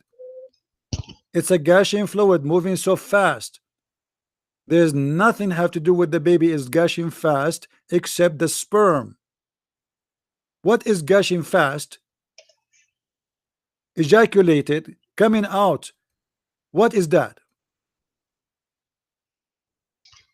Let me speak in Arabic, then I translate this. But let us before you This. go, Dr. Rohi, you agree with me that all Muslim scholars agree with me that this is, according to Islamic scholars, it's meant the sperm of the women coming from her ribs and the sperm of the man coming from his backbone. But you come in with a new idea that because today we discover that this is stupid, so now we need to change the interpretation of the Quran. No, Then you have to give me my one friend. scholar agree with you. Don't tell me no. I showed you Ibn Kathir, I can show you Al-Qurtubi, I can show you Al-Tabari, I can show you The Jalalain. first, yes, the first said what the first said. من بين الصلب والترائب. لم تقل من الصلب والترائب. كلمة من My بين. friend, a solb is a solb of the man, a taraib, and a taraib of, go to the dictionary. You are the one who mentioned to me dictionary, right? You can open the dictionary right away and you will see that the word taraib is not just the ribs, it is the location of the necklace of the women. Taraib is not the ribs, it is the location of the necklace of the women. So when you see there is in the chest of the woman, there is a little hole in the top of her chest, and this is where the necklace will stand. That is a taraib. So this must be about women, and this is what all your scholars saying. At taraib is the location of the necklace of the women. We can't play with it. This is Arabic language. If you do not know Arabic very well, you can open the dictionary right now and you can read it. No, look, my friend. الصلب والظهر لا يقصد بالظهر العمود الفقري فقط. يقصد به الظهر بما يشتمل عليه لأن العمود الفقري يعجز. My friend, it doesn't say zahar. Doesn't say zahar. It says solb. Solb is the backbone, is the last bone in the chain, is not the back. A solb. This is called a solb. Let me teach you something, my friend. A solb is called solb because simply the human being, all his bones can be burned, can be destroyed, except that little bone is very hard and will not be destroyed. This is why it's called a solb. So he is saying to you, it's coming from the between that location and the other location. The first location present the man. This is why even in your culture they say to you that, you know, from the back of his father. They mean the solb because the Quran says that. So يخرج من بين الصلب is coming from between this and that. If you're a scholar, they will say this is for the same body of the man. Even that will be a problem because your God is saying that the sperm of the man is coming from between the ribs of the man and the backbone of the man. How God can say that? This is what you are trying to say to me. You're trying to say to me, you know what it's meant here, that this is about that the baby is created from the ribs of the man to the backbone of the man. Not said that. He said it is not من بين. لم تقل من الصلب. Not said from the backbone. Between. It doesn't matter because between. because it's between two bodies, two human beings. Because the man, he cannot make a baby alone, my friend. Have you ever heard of a man he have sex with himself and he get pregnant? So it is between يخرج من بين what? الصلب of the man and the taraib of the women, the backbone of the man and the ribs of the women. So this is why it says يخرج من بين. Obviously you Muslims speak Arabic, but you don't want to learn Arabic. Min bain cannot be for the man only because the man alone cannot have babies. Yes, now said to the look at the in the تفسير البحر المديد يخرج من بين صلب الرجل وترائبه وصلب المرأة وترائبها. Thank you very much. هذا هو So look guys, وهو finally you get me something useful now. Dr. Rohi said he chose different interpretation. He says it's coming from between the ribs of the man and the backbone of the man and the ribs of the women and the backbone of the women. Okay, what comes from the ribs of the women and the backbone of the women? Gushing fluid. Is the egg of the women gushing fluid? Is it a fluid? Is the women egg a fluid? Women, they make one egg. They are not a chicken. It's one egg.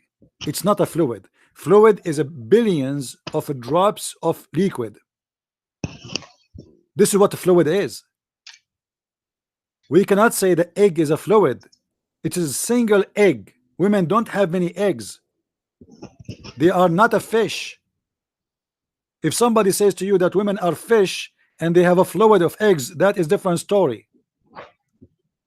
It is one egg and it is not a fluid, and you are the one who repeat the fluid over and over and over.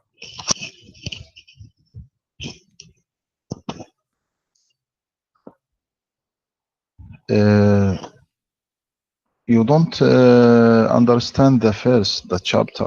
Okay, you know, Dr. The Rohi, verb forget coming about this. from You know what? ascribe the man Okay, and don't my ascribe friend, the my friend, you are saying I digestion don't fluid. understand. You are saying I don't understand. Look like, and not only me, I don't understand. Ibn Kathir don't understand. Al-Qurtubi don't understand. Al-Tabari don't understand. Al-Jalalain don't understand. So all of us, we don't understand, but you understand. When you say No, to me it you is don't different. understand, when you say to me, Dr. Rohi, when you say to me you don't understand, I want you to say to me, look like you and Ibn Kathir and Al-Jalalain and Al-Qurtubi and Al-Tabari and all the scholars don't understand. Say that, because I am not quoting to you what I understand. I'm quoting you what they are saying. Is it this what Ibn Kathir said? Are you willing? Are you willing to say, look like Ibn Kathir and Christian Prince don't understand? Say it. Why Is nobody of the Islamic scholars accuse Ibn Kathir of fabrication for saying such a thing the Quran does not mean? Why nobody accuse Jalalain? Why nobody accuse Ibn Abbas? You mentioned to me Ibn Abbas, I open Ibn Abbas for you. Ibn Abbas, he says the ribs of the women.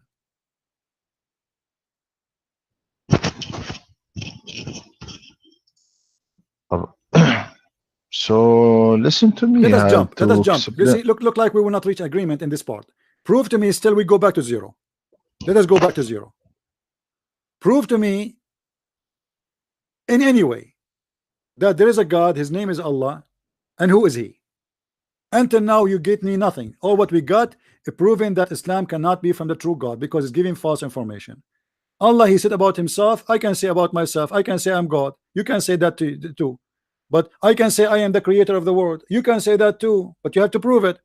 What is the proof that Allah is God? There's no proof. As you see, he say things that doesn't make sense. Give me one thing, your God Allah, he said it makes sense. Just one.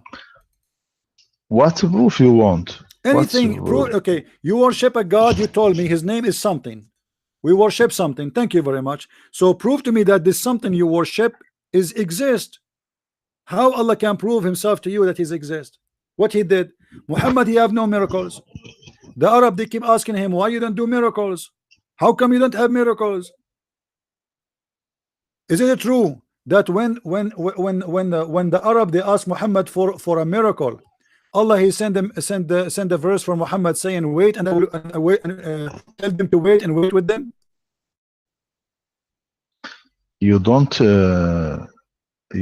read a wicked and adulterous generation seek after a sign. جيل شرير يطلب آية. My friend, they are asking because he don't have any, but Jesus, he keep making miracles. All the life of Jesus from the beginning to the end is a miracle. Even his birth is a miracle. Here we have a prophet. People, they keep asking him to do miracles because he have none. But chapter 10, Dr. Rohi, chapter 10, verse number 20. What it says? They say, why his Lord don't send miracles on him? They are not asking him to do miracle. They are saying, how come this is he claimed to be a prophet, but yet he don't have any miracle? Why his Lord don't send a miracle to him? What he said? He said to them, wait, and I will wait with you. What kind of God he said that to them? They say, why is not sign? Listen, Dr. Rohi, read with me carefully. Why is not sign sent down to him from his Lord? Say, who is talking now? Allah. The unseen is only for Allah. What? To know. Then wait ye, I too, I will wait with you. Allah will wait with you. Who is waiting here, Muhammad or Allah? What kind of answer? Why Allah did not say that about Jesus? Why Jesus, he wake the man, he resurrect people from death, he make the blind see, he walk in the water, he created from the mud a bird, he healed the lepers, he healed the disease, he tell you what you hide in your houses, and then the people are just waiting for one miracle from Muhammad. And what Allah, he said to him, wait, and I will wait with you. And we are still waiting.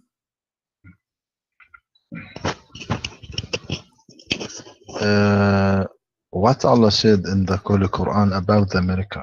What he said? He said in chapter Al-Isra 59 وما منعنا أن نرسل بالآيات إلا أن كذب بها الأولون. Thank you very much. وآتينا ثمود الناقة مبصرة فظلموا بها وما نرسل بالآيات إلا تخويفا. Nothing prevents us from sending miracles, sign, except that the ancient called them lies. Dr. Rohi, I am going to hire you to be the best man for the year in Islamic studies. Dr. Rohi chose for us a verse from the Quran saying, look what Allah said about making miracle. We refrain from sending signs. So Allah, he refrained from sending signs. Take a note. So you agree that Allah refrained from sending signs? Do you agree with Allah that he really refrained? Is Allah here telling the truth or he is lying? Is Allah he tell the truth? Okay, so so you agree that he refrained from sending signs. So how he say I refrain from sending signs when you Muslim you say the Quran itself is a miracle?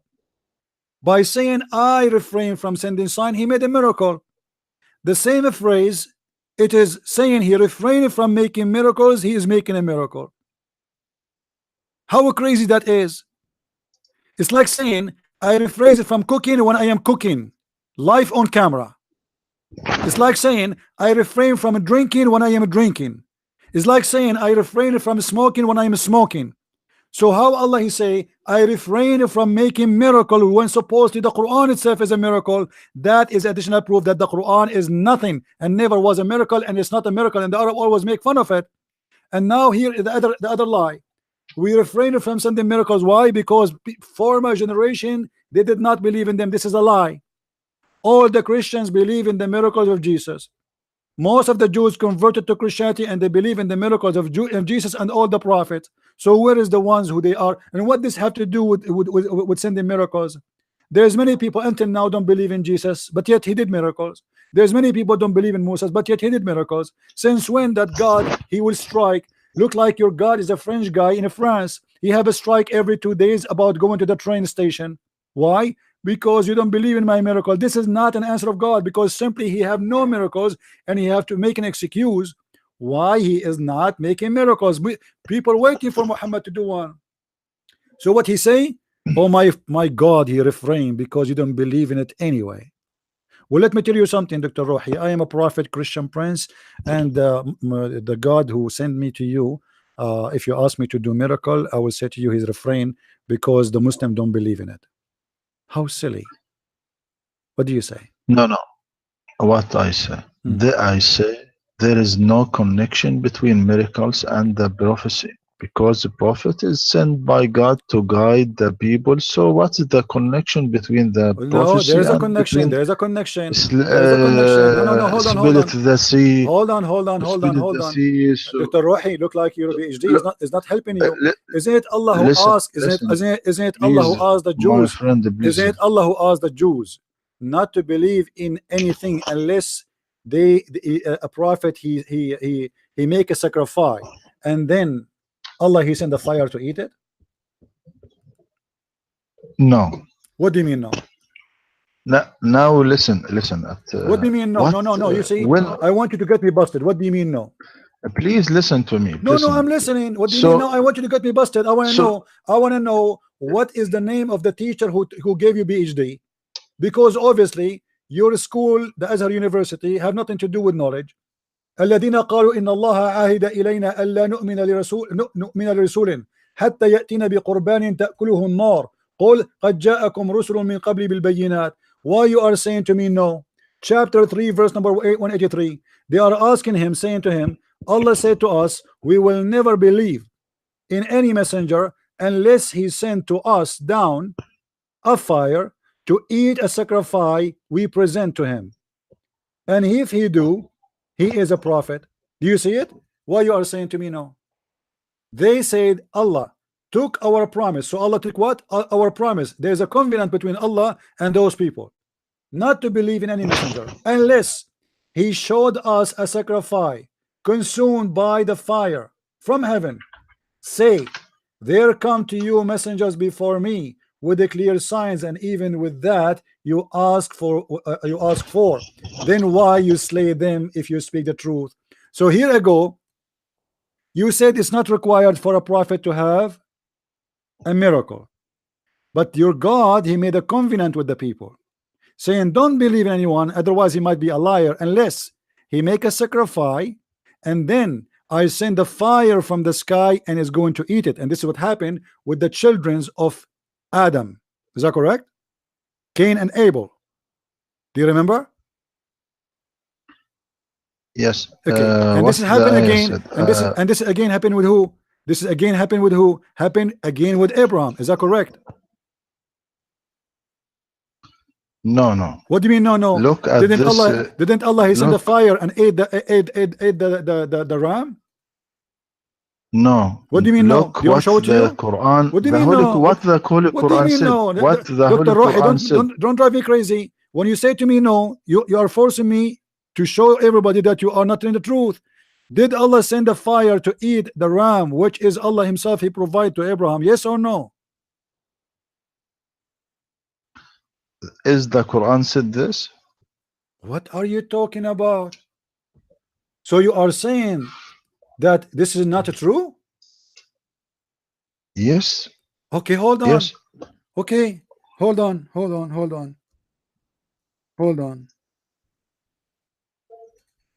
No problem. وَفَدَيْنَاهُ بِذَبْحٍ عَظِيمٍ. Chapter 37, verse 107. What happened to that ram which Allah he sent down to Abraham?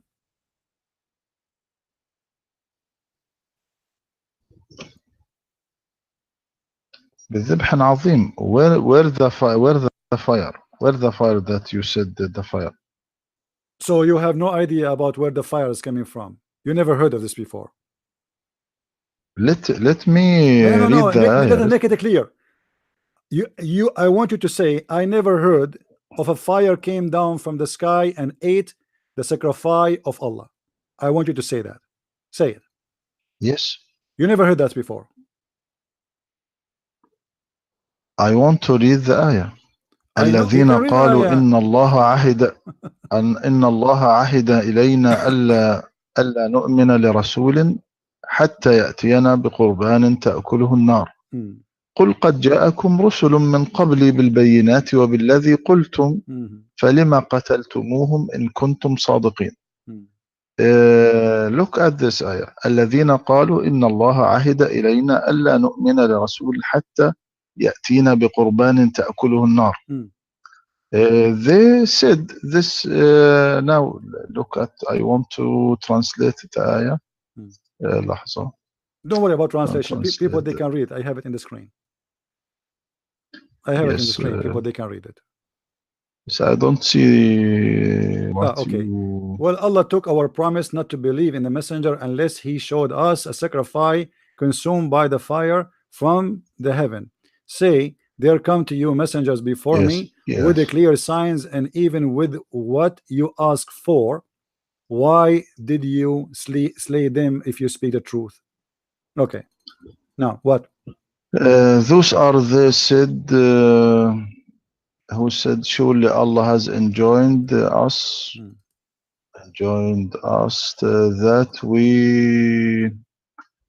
that we shouldn't believe in any messenger until he brings us an offering which the fire consumes. Say, indeed, there come to you messenger before me with the clear argument and with that which you demand.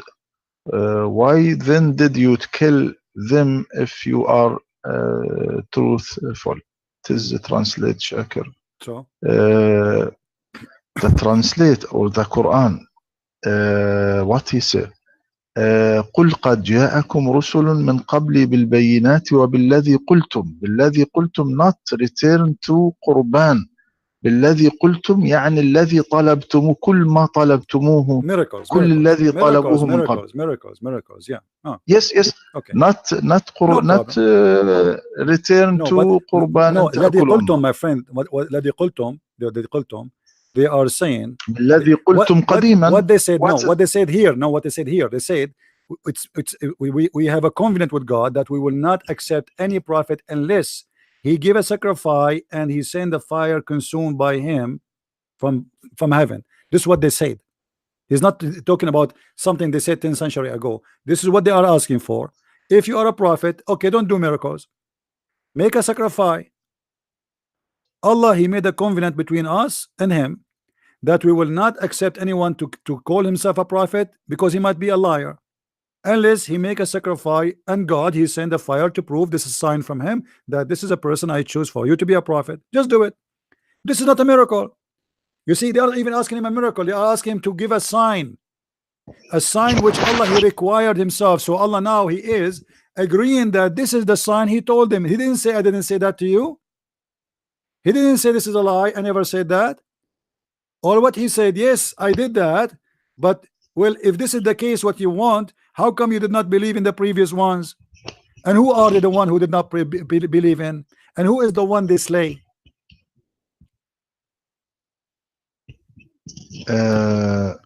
Look at the miracle that the disbeliever asked the prophet to bring it. There is يعني this miracle وقالوا لن نؤمن لك حتى تفجر لنا من الأرض ينبوعا أو تكون لك جنة من نخيل وعنب فتفجر الأنهار خلالها تفجيرا. And they say we will not believe you until you break open for us from the ground. So let us make it simple. Let's make it simple. Why Muhammad don't have a miracles? Why Muhammad is a prophet of God who have no miracles?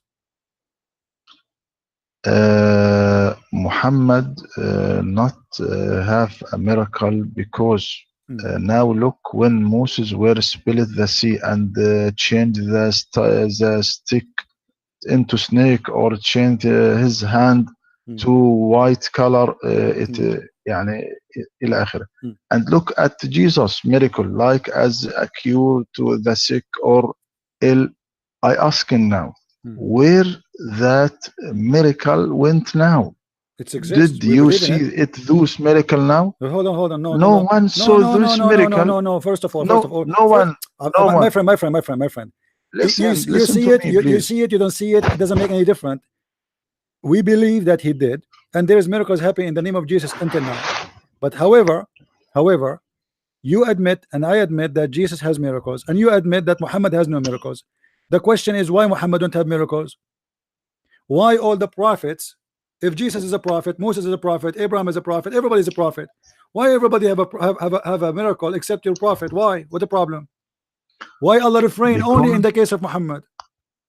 What Allah will lose if he give him like 5 miracles? What he will lose? His God.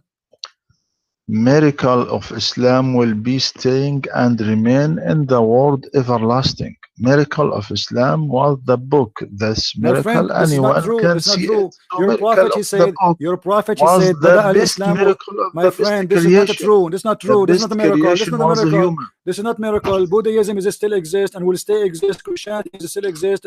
Atheism is increasing. What are you talking about? And even your prophet, he said, بدأ الإسلام غريبا وسوف يعود غريبا. Islam start as a strange little and is going to end as a stranger little. So don't tell me it's going to stay. There's no Muslims left. Where is the Muslims? There's no Muslim in this earth. Do you Dr. Rohi, be honest with me. Do you practice Islam today? Do you practice the Sunnah? Are you a Sunni? Are you a Sunni? Yes, I am a Sunni. Do you drink camel urine? Do you drink camel urine?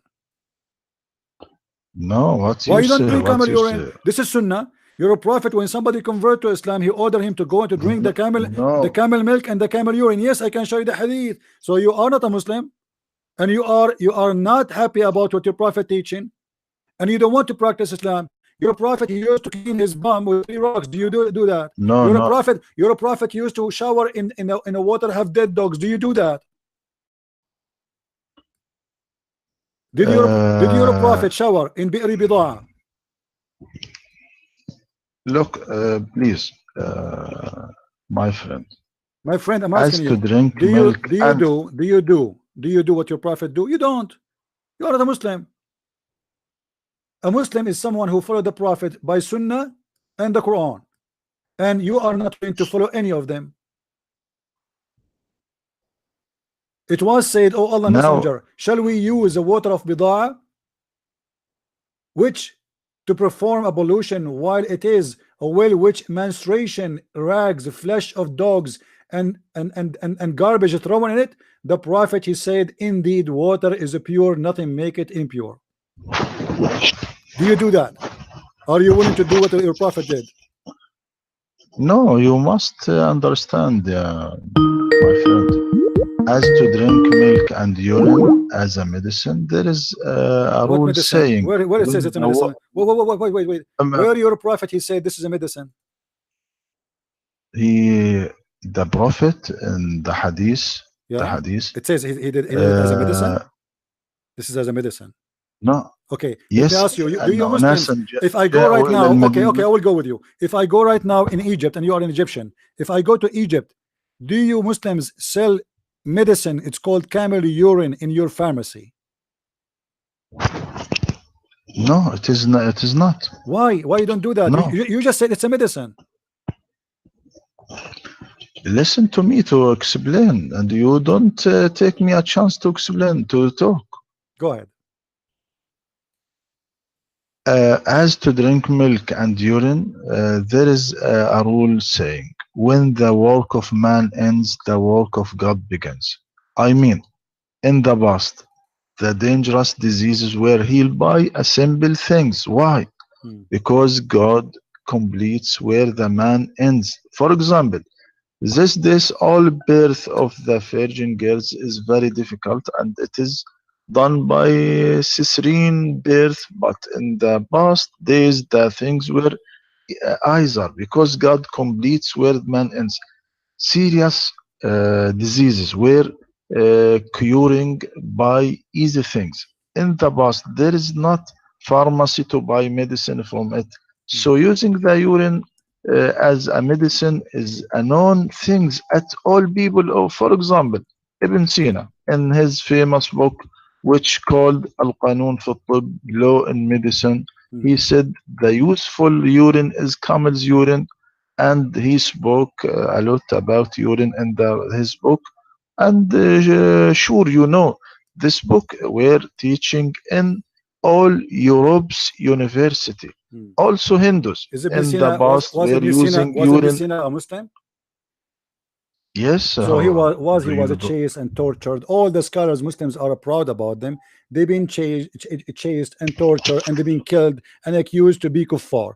Do you want me to count for you all the No, names of the famous he's ones? That, who let me ask you, do you know somebody? Do you know somebody you are proud about? Are you proud about Ibn Sina? Give me a name you are proud about.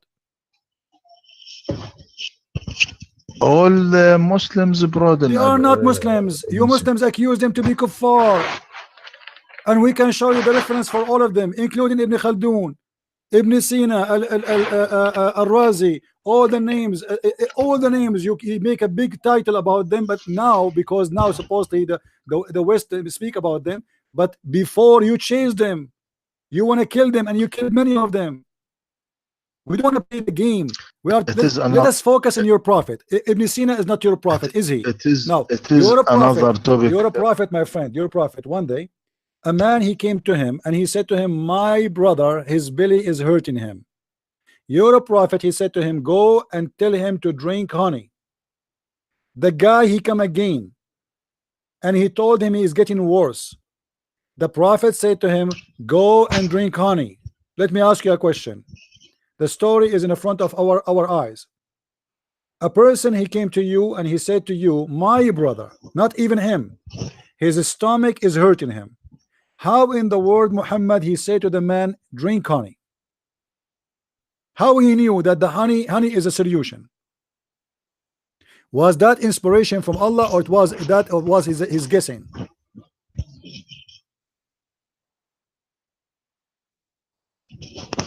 Look, we first we end the urine camel.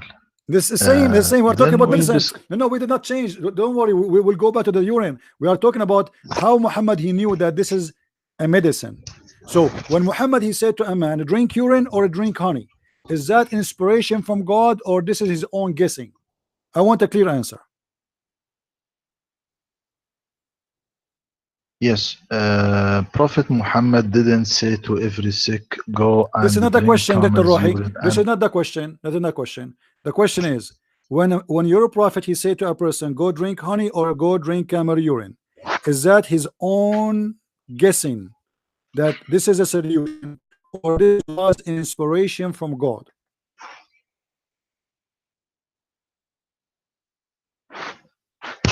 Yes, from a solution. Yes. From what? Inspiration. It is a medicine for sick when he No, this is not the ordered to question. the This is not the man question. This is not to the eat honey. Dr. Rohi, I don't know why you are not answering. This is not the question. The question is, when Muhammad, he said drink honey or drink camel urine, was he told that by Allah, or it was his own idea, thinking that this will be a good solution? Is it from Allah or from him? By Allah, by Allah. Thank you very much. By Allah. Guys, he just said that the one who told Muhammad that is Allah. So that must be true. Okay. How this guy, he keep coming to Muhammad, and his Billy, his brother Billy is getting more worse and more worse. And then your prophet, he said to him, your brother Billy is telling a lie, and Allah told the truth. Read with me carefully. Allah has spoke the truth, and your brother Boz are wrong. Have you ever heard of somebody saying that? He claimed that when he said to the guy, drink honey, Allah told the truth. So you are right. He claimed that this is inspiration from God. All right. So now the guy is getting worse. What if somebody have diabetes? Maybe he have a diabetes. How Muhammad, he tell the guy without even asking him where, how, what happened? Right away, the guy, he came to him. He says, I have a stomach. My brother, he have a stomach pain. He said to him, drink honey. What kind of doctor the doctor is?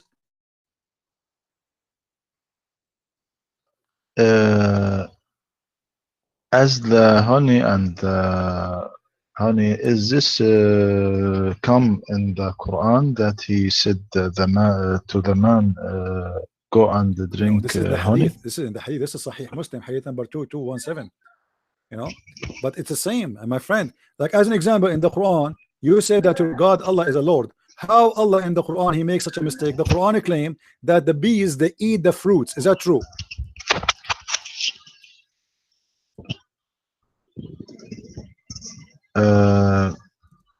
It is as to me, it is not a true hadith. As to me, it is not a Why true is it hadith. true? Why is it When true? he No, said, no, it says it true. It is true. It is true.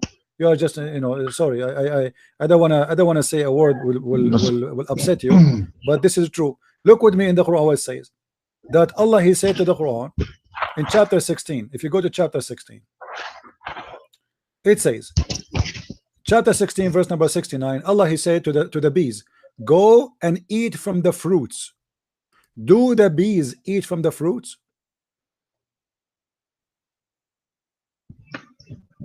my friend, with this in another topic. Now I will go. No problem. But this is not another Because topic. I am I'm tired. showing you that your God Allah Yes. cannot be God, because God, he should not say go and eat from the fruits. Bees don't eat from the fruits. Bees, they go and they bring the nectar, and in the same verse it says that, and there is the honey is issue from their bellies. So your God, he think that the honey of the bees is their poo-poo, and we are not eating their food, we are eating their poo-poo. So they go and eat fruit and they poo-poo honey. But the fact the honey is their food, they don't eat the fruits. This is why I am mentioning all those things to you. So you failed, Dr. Rohi, sadly, to tell us who is Allah, or what you said to us, he is something. Who is he? You do not know. You said he is a Lord, you cannot prove it. You said he told us about himself. There's no proof that he taught anything about himself, because obviously he said things doesn't make sense. And then he teaches wrong information. How the baby is created from the backbone and the ribs. And your prophet, he explained, he says whoever comes first, the baby will resemble the parents. And then we find him, you speak about honey and camel urine. Everybody knows that urine is an acid, it will destroy your livers. Everybody knows that honey is very useful if you use it correctly. You don't give it to everybody. What if somebody have diabetes? He will die in a week. This is not a person who is inspired. A person who say that God said that he ordered the bees to go and eat from the fruits, and their honey is their poo-poo. The honey is not the poo-poo, is not their dirt. It is their food. Honeys is what they eat. They don't eat fruits. Thank you, Dr. Rohi, for calling. Feel free to call me anytime you wish. Thank you. We will debate about this in the coming week, inshallah. No problem. Thank you. Take care. My Good night, friend. my friend. Good night. Wish you the best. Good night. Good night. Okay. All right.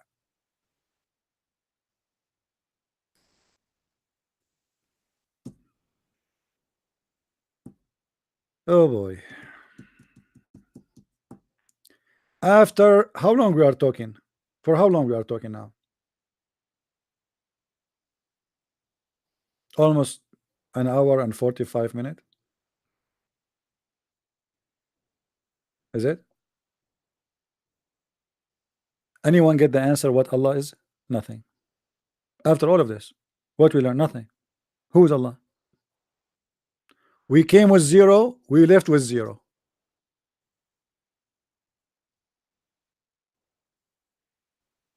This is why it's very stupid to be a Muslim. They don't even know who's Allah. They have no idea who is he, what he is about, how he look, where he live, what he say, what he did not say. Oh, what they say to us that Muhammad he heard. What Muhammad? Where Muhammad he heard that camel urine is medicine? This is something the Arab they used to practice before Islam, and Muhammad he isn't ignorant. He just copied from them.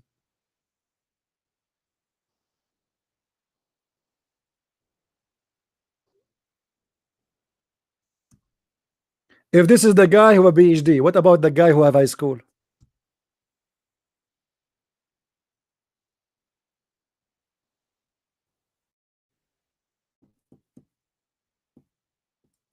And supposedly I am the one who don't have a PhD.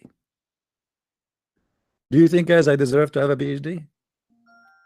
I wanted to study, to be honest with you, to get a PhD, but then I contacted, and I found that it's very expensive. And I said to myself, it's a piece of paper. I mean, this is really stupid. I will spend all this money for a piece of paper. I'm not going to do that. And then at the same time, one of you, he introduced me to a university. It's a very good university. And then the guy who said to me he will supervisor me, so be supervisor for me in my PhD, he didn't know much. In fact, a friend, he sent him a video, and he listened to a guy. By the way, he said to me, I was speaking to him in the phone. He said, by the way, he have the same your voice like yours. So the guy, when I give me PhD, is listening to me. He's learning from me. He said, do you know him? I said, no, but maybe. Anyway, PhD. Who is next? Who is next as a Muslim would like to call? Muslims only, who want to tell us who is Allah and what kind of God he think that bees, they eat honey, sorry, they eat fruits and they poo-poo honey. I want to know how this happened. We are bees, we eat fruit and we poo-poo honey. I mean, look at this knowledge, man. They eat fruits and they poo-poo honey. And the Lord told the bees, the Lord, he told the bees to build its cells in hills on trees and in habitation of men, then to eat all produce of earth. This does not exist in the Quran, by the way. And to find this, what? This is false translation. What? Or What produce of the earth? This is why I say to you, when you read Arabic, it's different really from what it says in English. ثم كلي من كل الثمرات, and eat from all the fruits. What the production of the earth? ثمرات. This is the chapter 16 verse number 69, the chapter of the bees. By the way, the Quran is like a zoo. There's a cow chapter, there's a bees chapter, spider, elephant, I mean, you name it. And there's furniture, the chair chapter, you know, very fantastic.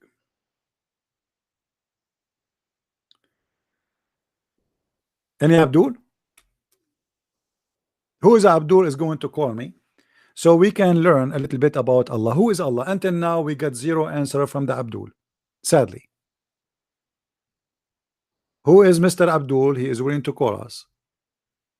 Mayday, Mayday. We need a Abdul.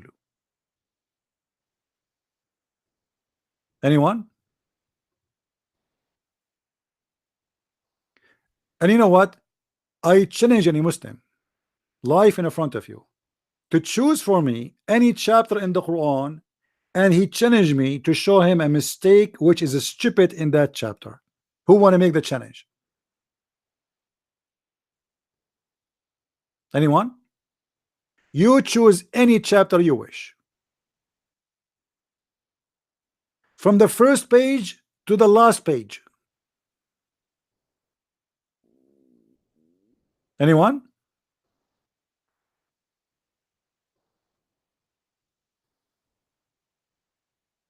Do we have anyone? Mayday, Mayday. We need a Abdul. Anyone? No Abdul. Well, not always we got lucky. What we can say, I mean, we have to admit,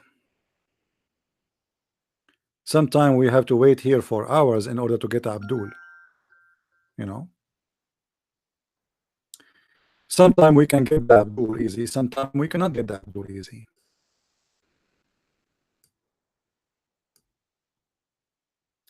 It's depend in the location of the bees. So can we have a Abdul? Who is the Abdul who want to get the blessing of Allah, the Lord of the world, the God who have a dog, who will eat you if you don't believe in him? And by the way, in case you do not know, the reason Christian Prince he have a gun with him because he's afraid that Allah will send his dog and he will eat him.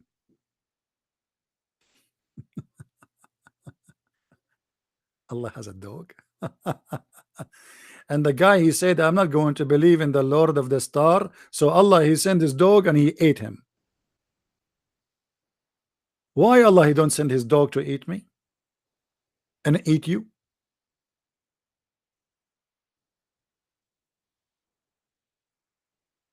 So Allah he grow dogs too?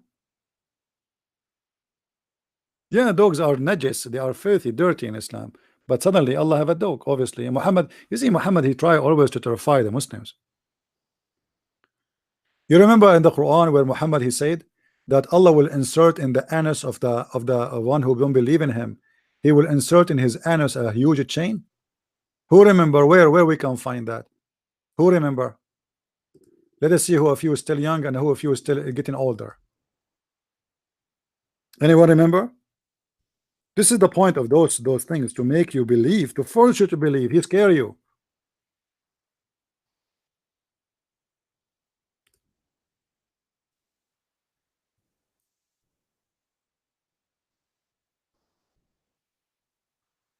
ثم في سلسلة ذراعها 70 ذراعا فأسلكوا. Chapter 69 verse number 32.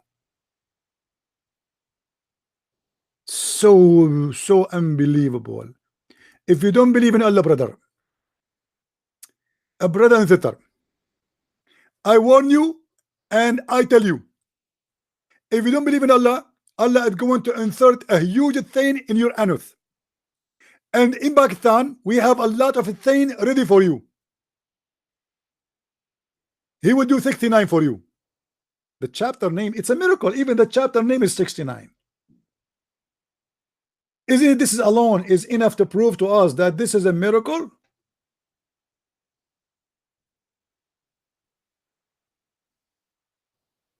Read carefully with me. The knowledge of Allah, who will insert a chain in your anus. Ta-da-da, ta-da-da, ta-da-da. Please buy Nivea. Ta-da-da, ta-da-da, ta-da-da. You will need it very soon. Ta-da-da, ta-da-da, ta-da-da. All right. Where we are now.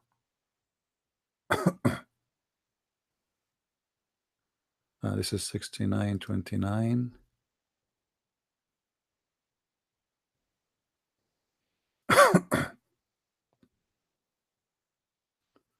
Hold on.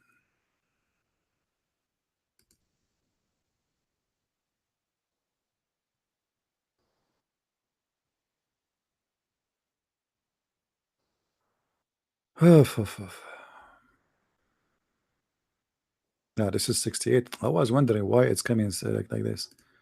All right. Read with me carefully, please.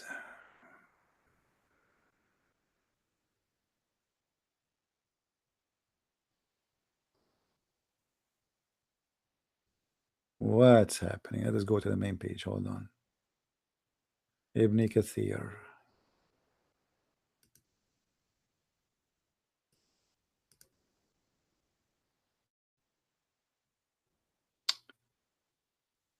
I will show you.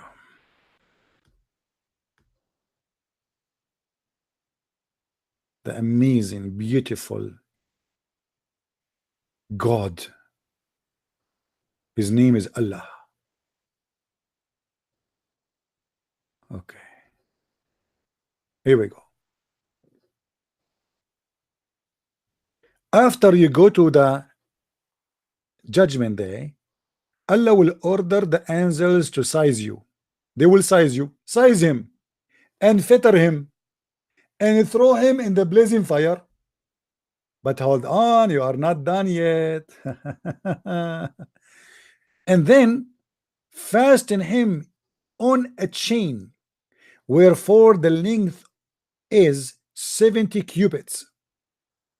Kabul Ahbar said, every ring of it will be equal to the entire amount of iron found in the world. I mean, do you see how big this chain? Every ring of this chain is equal to entire iron in the world. How many billions of tons that will be? Unbelievable. This is all for me. And then Al-Wafi reported that Ibn Abbas, that Ibn Jurayr, the blah blah blah blah said, each cubit will be former's length of an angel. If Ibn Jurayr reported, فَأَسْلِكُوهُ, explain what the word فَأَسْلِكُوهُ mean. Fasten him, it will be entered into his buttocks. Ouch, ouch. I wish I am good in cartoon. I want to make this as a cartoon for adult, and they will play it in a Playboy station. We have a human being, or in the horror station, horror. It will be entered into his buttocks. So now we bring a guy, and then we bring a huge chain. Every ring of it is equal to all the iron in the world. And now the angels are pushing that chain in the buttocks. Push, brother, push. Brother, it's so thin. I mean, the chain is so big and his anus is so small. What we can do? Brother, spit there or put some Nivea. So it will be entered into his buttocks and will pull out of his mouth. If. Can I draw? Sure, I can draw. What are you talking about? I am the best artist in the world. Okay, hold on.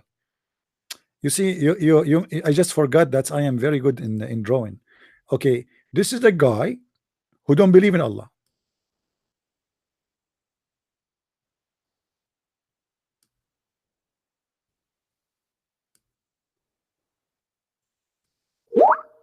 I'm telling you, I'm very good.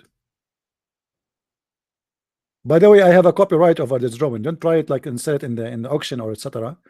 All right. So this is the guy who don't believe in Allah. All right.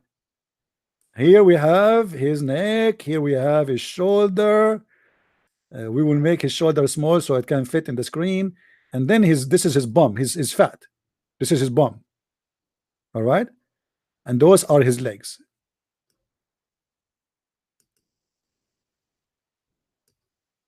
Then Allah will bring a huge chain. Huge. Big. I mean, really big. Very big and very, very huge. And he will insert the chain in his anus. I'm trying to make the chain small, but the fact the chain every ring will be like here. All of this will go inside his anus. And the angels will be pushing and pushing and pushing and pushing. And then they will take the chain from his mouth.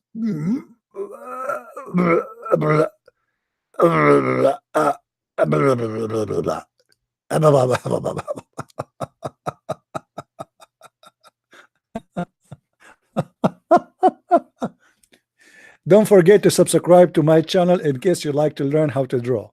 Forget about what we teach here. We will open a special class to teach you how to draw horror movie. Terror.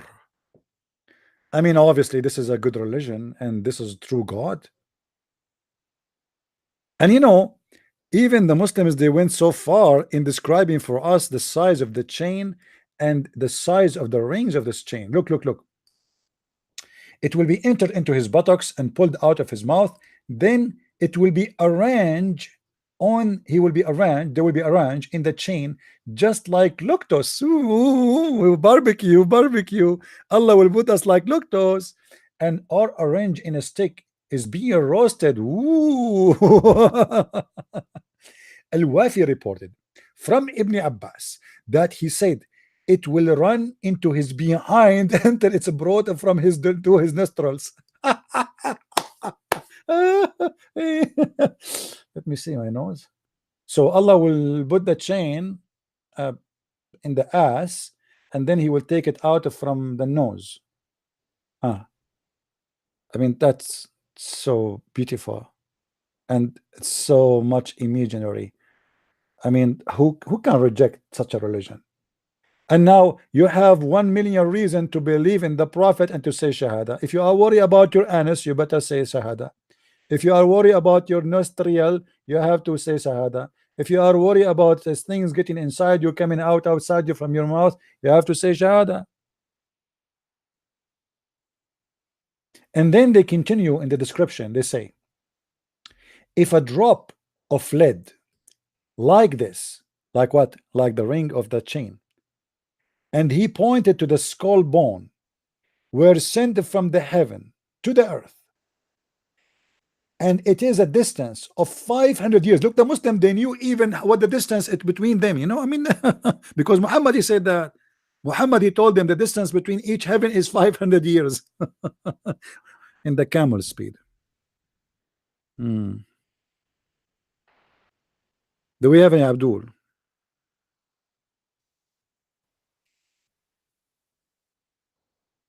There we go. Somebody is going to sue me for breaking his ribs. His wife, she will call the police and they will say, this guy, I have witnesses, he made my husband laugh and he broke his ribs. I know it.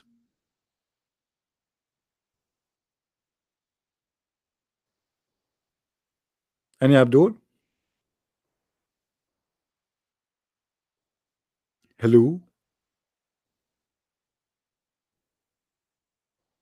I'm lying, doesn't say camel speed. Well, Muhammad, when he measured the speed, he measured it by what? When he measured distance, he measured it by what? Do you want me to show you? By the travel of a camel. Because those Bedouin, they travel and they say it takes us there a month, a year. As an example, what is the distance of the flying carpet of Suleiman? Anyone remember? Who remember the flying carpet of Suleiman?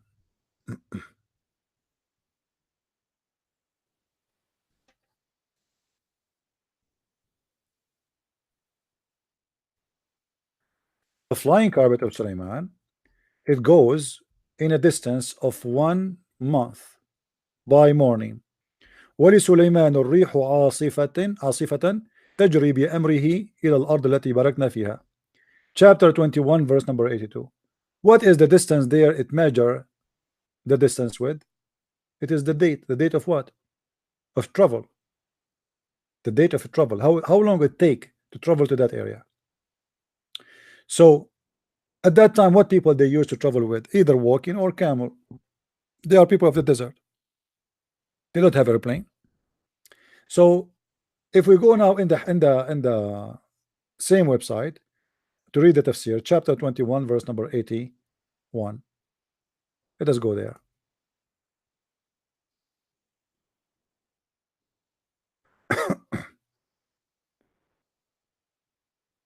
Okay, 81, here we go. This is Ibn Kathir interpretation again. This is not my interpretation, so Muslim don't say I'm making things up. I know you. Okay, then you will see here. Where is the story of the wind? Here we go.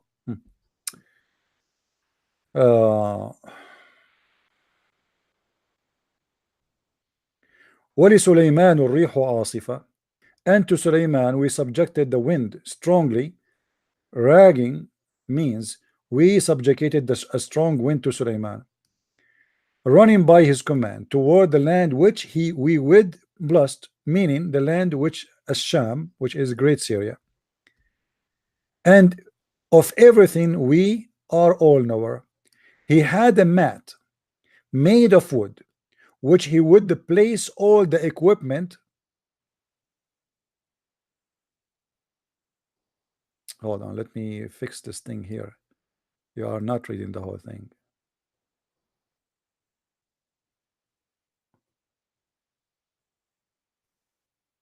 Is it better now?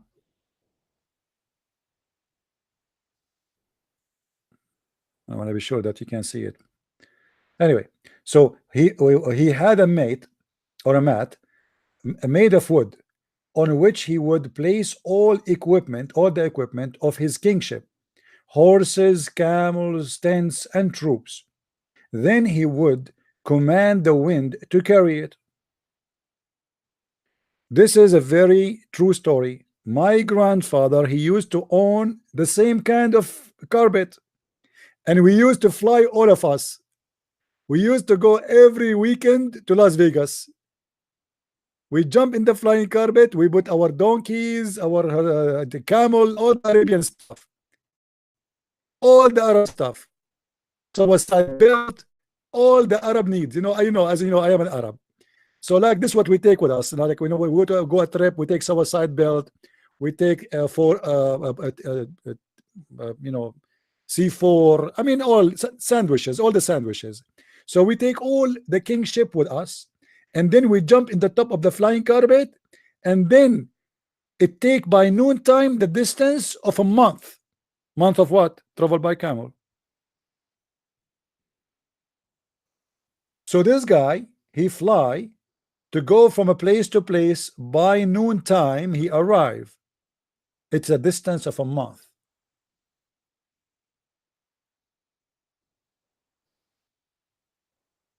And he placed in the top of the flying carpet all the army, all his army. Do you see it says the troops, the tents, the troops? It's like a flying city. Literally, it's a flying city. Camels, horses. Actually, I remember we used to take with us, we grow tomato, we grow trees. It's a big carpet, huge carpet, very huge. And by the way, what happened when the American, they came to our country and they control our country? Those kuffar, they stole the carpet from the front of the door of my father. And this is a true story. If we ask Zakir Naik about the flying carpet of Prophet Solomon, what he will say?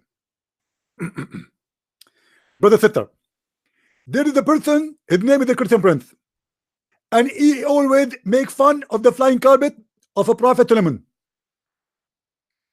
And just to show you how ignorant he is, imagine yourself, you are not exist in the year 2018, and somebody told you there is something it's called boing boing boing 777. You will not believe him because you never saw it. But in fact, it's true. And this is exactly what happened with the Prophet Solomon. He have a flying carpet. It have no engine. It run by wind. And that because Allah is going clean. He don't like to pollute our environment.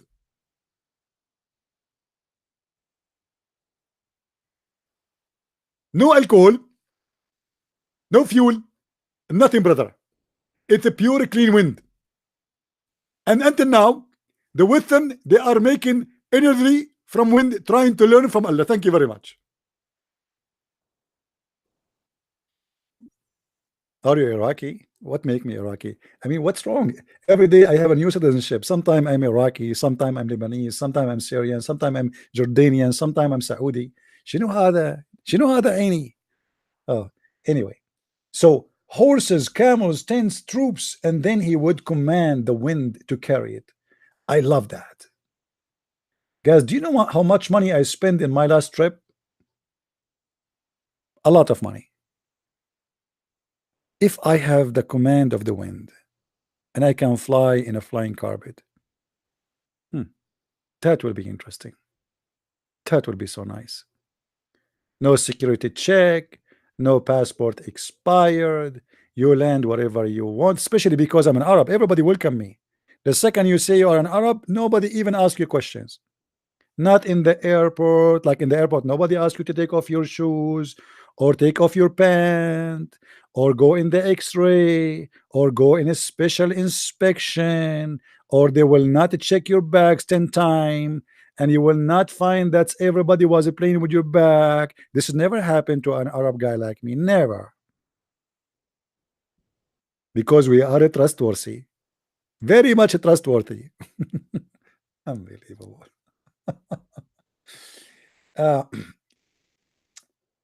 And he would go underneath it. He could go underneath it, and it would carry him aloft, shading him and protecting him. What? From the heat. What? Not only you will be in the top of a flying carpet. By the way, here there's something missing in the translation. What they were saying, that when Suleiman he go in the top of the flying carpet, the birds will fly in the top of him to keep him in shade. And you can imagine how much poo Suleiman he used to enjoy. Imagine, like, in order to have shade of birds in the top of me, I have like what, 1,000 bird. How much poo that will do? The bird that poop every 5 seconds. So the birds are covering Suleiman and shading him. And this is a true story, by the way. All those stories are true. If you don't believe in Islam, you better believe now, because those stories can be found only in Islam. So until he reach wherever he want to go in the land. But by the way, before Suleiman, before he got this Boeing 777 carpet, flying carpet, anyone remember what he used to do? How Suleiman used to fly?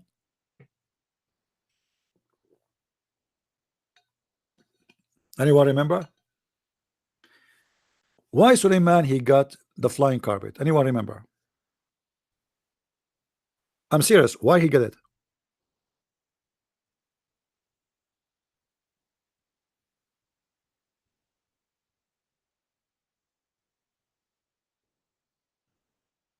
Because he used to have before a flying horse, and he one day he got angry and he slaughtered his horse. So Allah he sent him in his birthday another gift. It's a flying carpet. Any Muslim want to say this is false? I mean, why this guy is so lucky with the flying things, flying horse? You see, the Muslim, they say in the Bible there's unicorn. The Bible speak about unicorn. Unicorn is a real animal, not the one in the fictions. The one in the fictions is in your books, Muslims. In Arabic we call it Wahidul Qarn. It's not talking about those two, the one you see in the cartoon. It's talking about a real animal who is exist, and you can search in Google and you will see them. They are until now exist. But your prophet here is speaking about the unicorn, the one who fly, a flying horse and a flying carpet. Do we have any Abdul?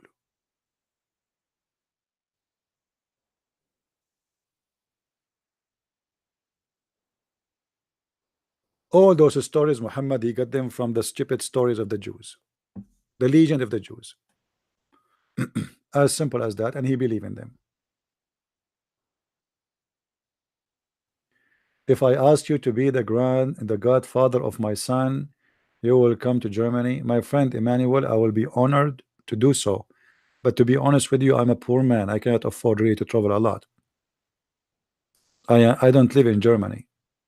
Otherwise, I honestly I will be honored to be so. Unless you want to buy me the ticket, because as you see, my flying carpet is gone.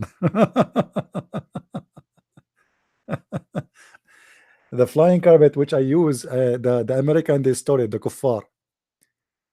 Yeah.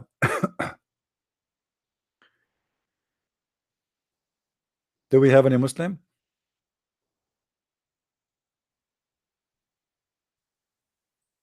Any Abdul?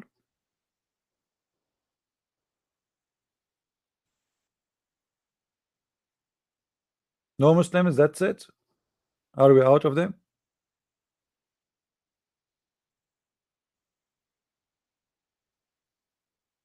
Yeah, this is what they believe. They believe that Sulaiman one day he got upset, so he slaughtered his horse.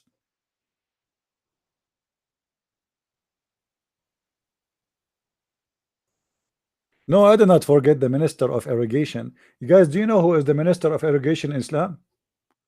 Anyone knows? Who remember?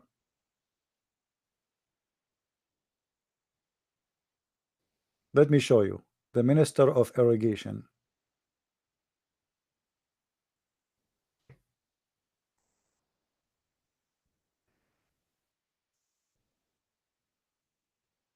This is the minister of irrigation in Islam. No, it's a bird. This guy, he was hired by Sulaiman to be the minister of irrigation. If you go to any Islamic country, if the Muslim they see this bird, they will never even touch him.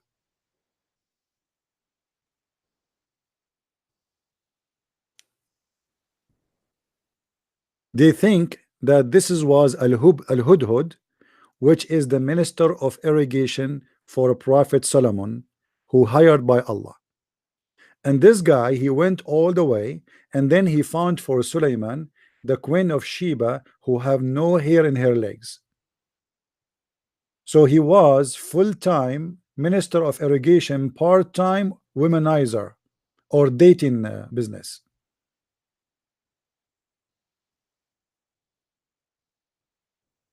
Actually, I think this guy, he can find me a good wife. What do you think, guys? This guy, he can stand in any window, and he can spy at the women to see if they have hair in their legs, the same what happened to Sulaiman. I don't want to marry a woman, she having a lot of hair. Hello? A woman, she have no hair in her legs. Why? A woman at that time, they used to be like monkeys.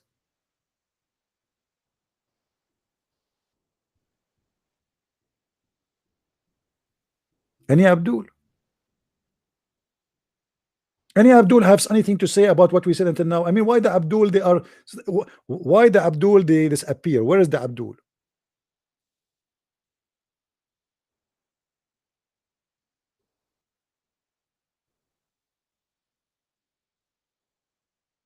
Anyone?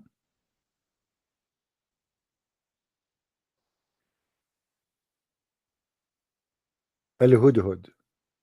No, no. If you see the story about the Hudhud, you will not believe it, guys. Like Suleiman, he is a king, but he is a king who have an army of birds. Have you ever heard of an army of a chicken?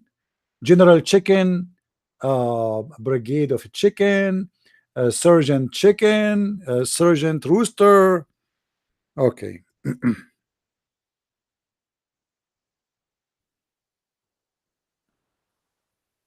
Suleiman, every morning, he check his army of birds.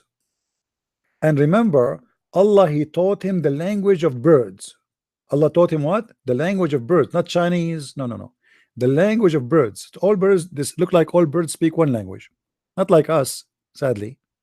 So in chapter 27, verse number 20, you will see that Suleiman in the morning he went to check on the army of birds.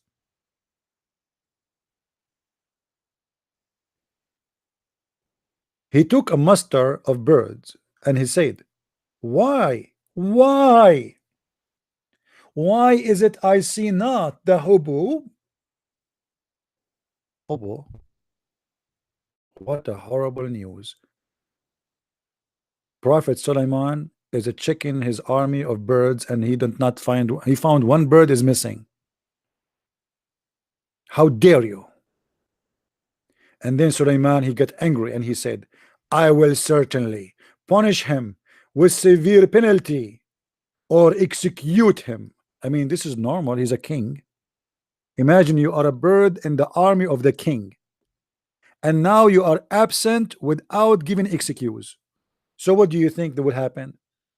First of all, the Prophet Suleiman, he is going to call the MP, the military police.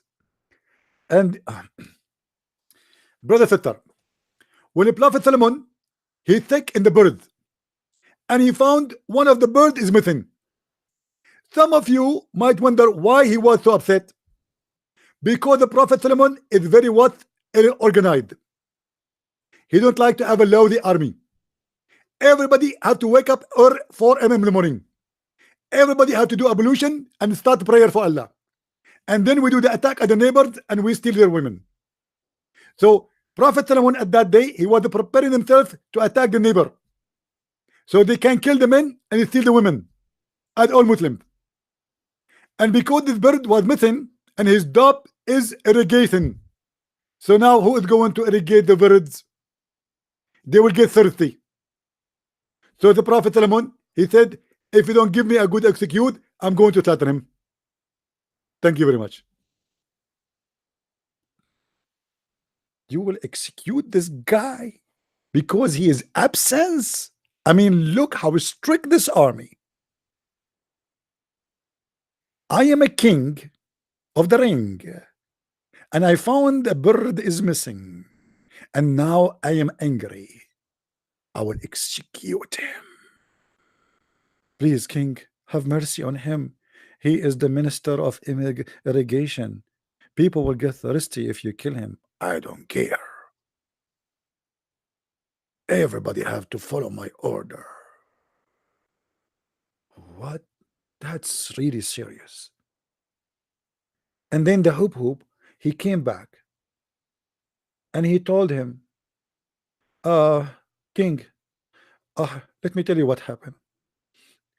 I found there a woman ruling over them and provided with every requisite, and she is magnificent throne. She has a magnificent throne.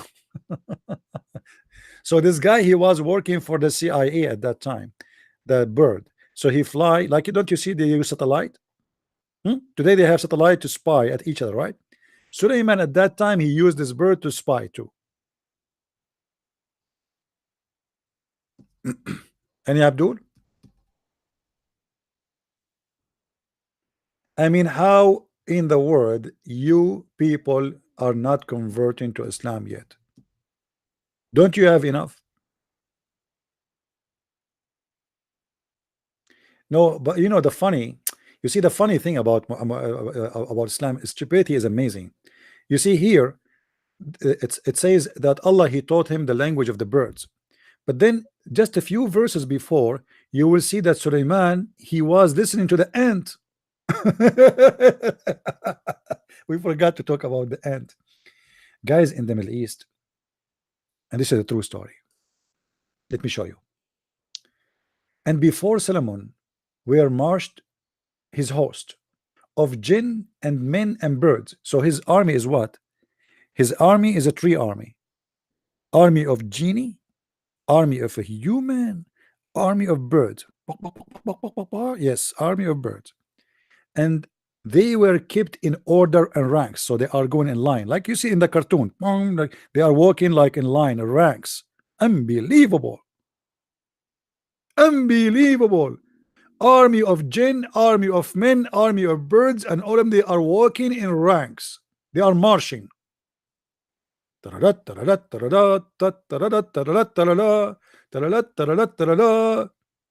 the drill sergeant, he says to you, to the left, stupid idiot, to the left.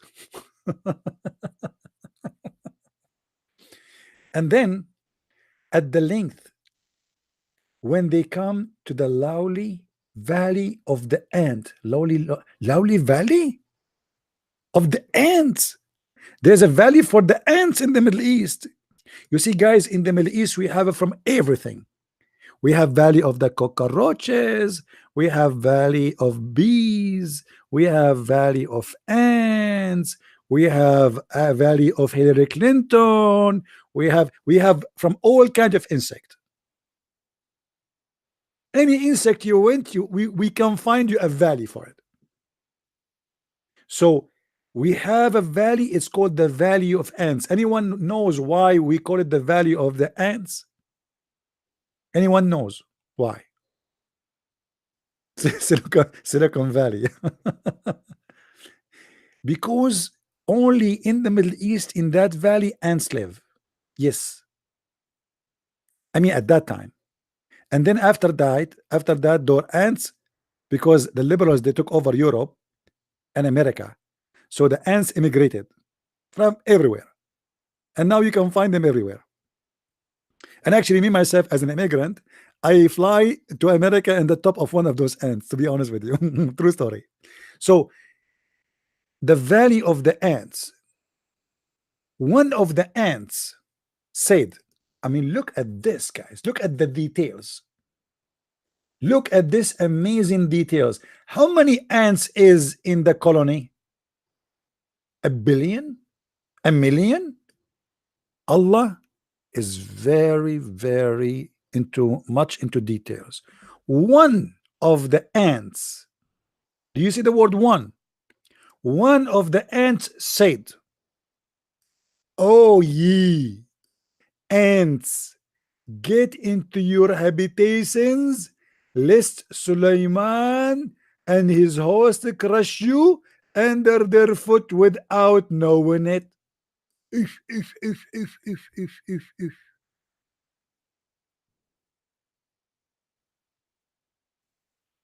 One of the ants said that. Not two, not a three, not four. We have to be honest. It is only one ant, because obviously she is the one in charge of guarding. The Muslim, by the way, they make an article about it, that there's ants who they are guardian to the other ants. But here it says one of the ants, Abdul. And one of the ants said, ants don't talk. Ants are deaf. Ants are blind. Do you know that? Actually, sorry, they are deaf and they are mute. They are deaf and they are mute. So how the ant, she said what she said, and then the Quran make more poo-poo. Said, so he smiled, amused at her speech. Speech? Solomon, he heard the speech of the ant. If. This guy, he can hear an ant. I mean, how strong his hearing is.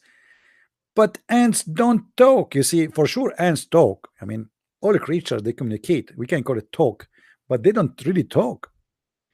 Their communication, their talk is not by saying words. They communicate in two ways, either vibration or chemical. But the guy here, the Quran says, he was amused with her speech. So she made a speech. He heard her speech. But isn't it the Quran say that Allah he taught Sulaiman the language of birds? Allah he taught him the language of birds, but he's learned the language of ants. Look like Sulaiman he entered the wrong classroom. He thought he's learning bird language. It turned to be the ants. True story. If you don't believe that Muhammad is a false prophet yet, obviously you have a mental issue. All those stories, by the way, you can find them in something called the Legions of the Jews. The Jews, they have a lot of fairy tale stories about Suleiman, about David, about many.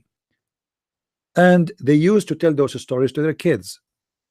Muhammad, because he's a false prophet, he took them and he put them and he claimed that Allah told him to say those stories.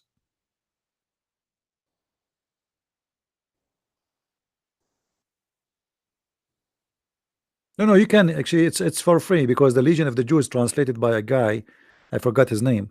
It's not like a copyrighted, I think. So it's legally for free. You can download it from the internet. Just search for it. It's called the Legion of the Jews, and you will find the story, the exact story of the ants. You will see it there.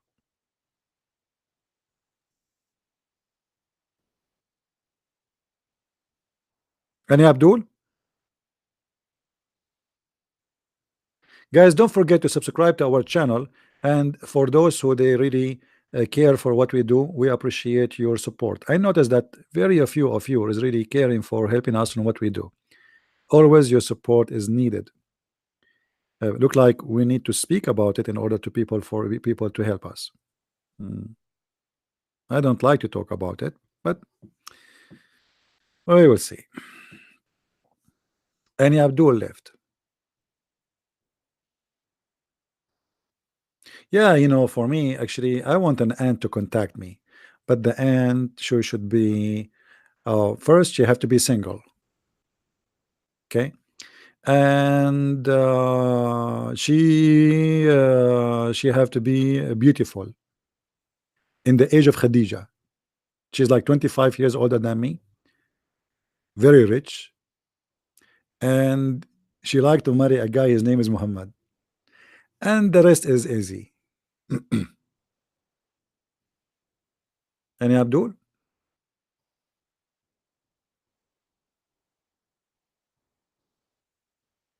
Where is the Abdul? So we got one Abdul today. That's it.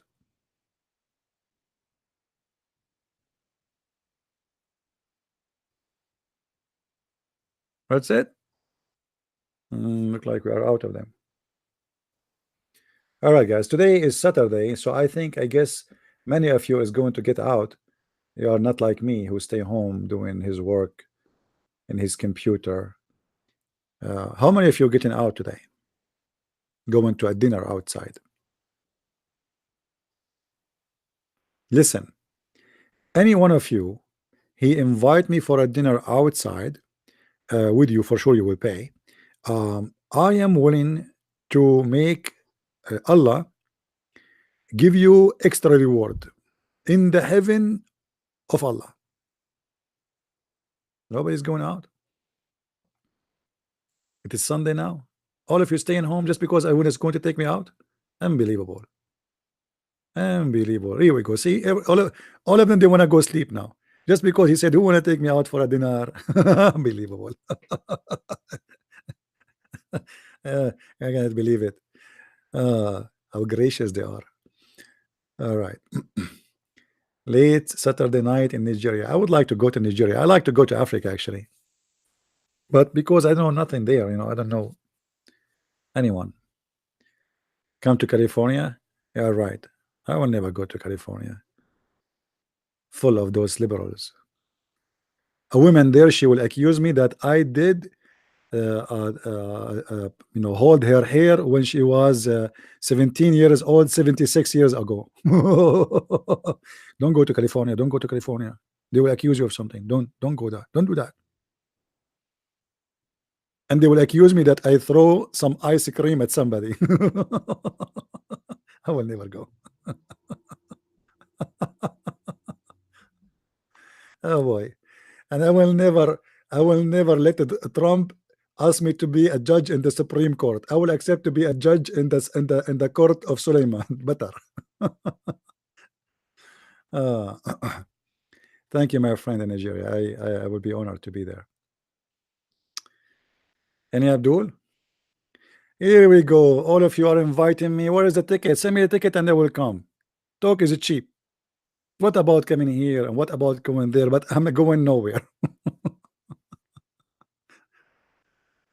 You know, you remind me of some Middle Eastern who say to you, they are very cheap. They say to you, do you like to sleep here or the hotel is better for you?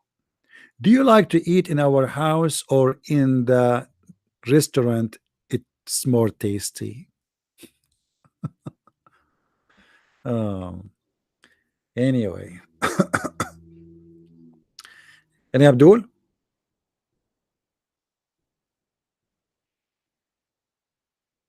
Anyone? I want to go to Toronto. CP, you are up for it? What I will do in Toronto, Steve? Last time I crossed the borders to Canada. They took off all the inside of my car. They thought I'm already a terrorist. They took me inside. They took all the inside of the doors, the chairs. They brought dogs. Unbelievable, so beautiful.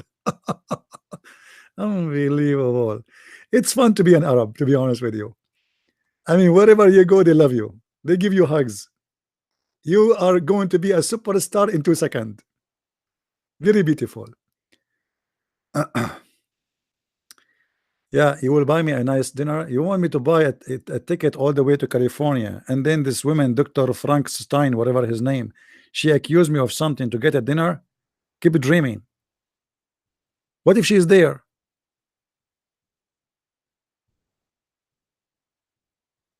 Unbelievable. You have some questions about reference in my books? No problem. But isn't it the reference there? The reference is there. So as long as you have the reference, what the question about the reference? The reference is there. You can search them.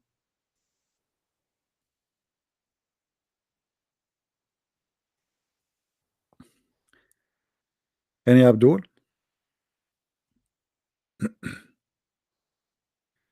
Arab Christian, what name they call Allah? Well, you know, Arab Christians today, because after the occupation of the Muslims of 1400 years, they use the word Allah when they speak about God. But that is not really what is in the Bible. So yes, they use the same word, but this is a wrong thing, and that because of 1400 years of humiliation and occupation. Imagine you are controlled by ISIS for 2 weeks. What is the word you are allowed to use when you say God? Are you getting my point? Just 2 weeks, not 1400 years of ISIS. Actually, you can get my book in French. Yes, just search for the Le Secret du Prophète Arabe. It's the same book in French. Le Secret du Prophète Arabe.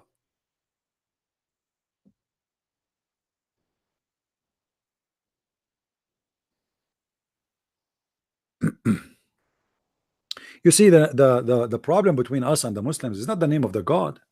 Let us say the Muslims, for the sake of argument, they change the name of their God. They call it Jesus. Let us say assume, but still it's not the same one. Do you understand?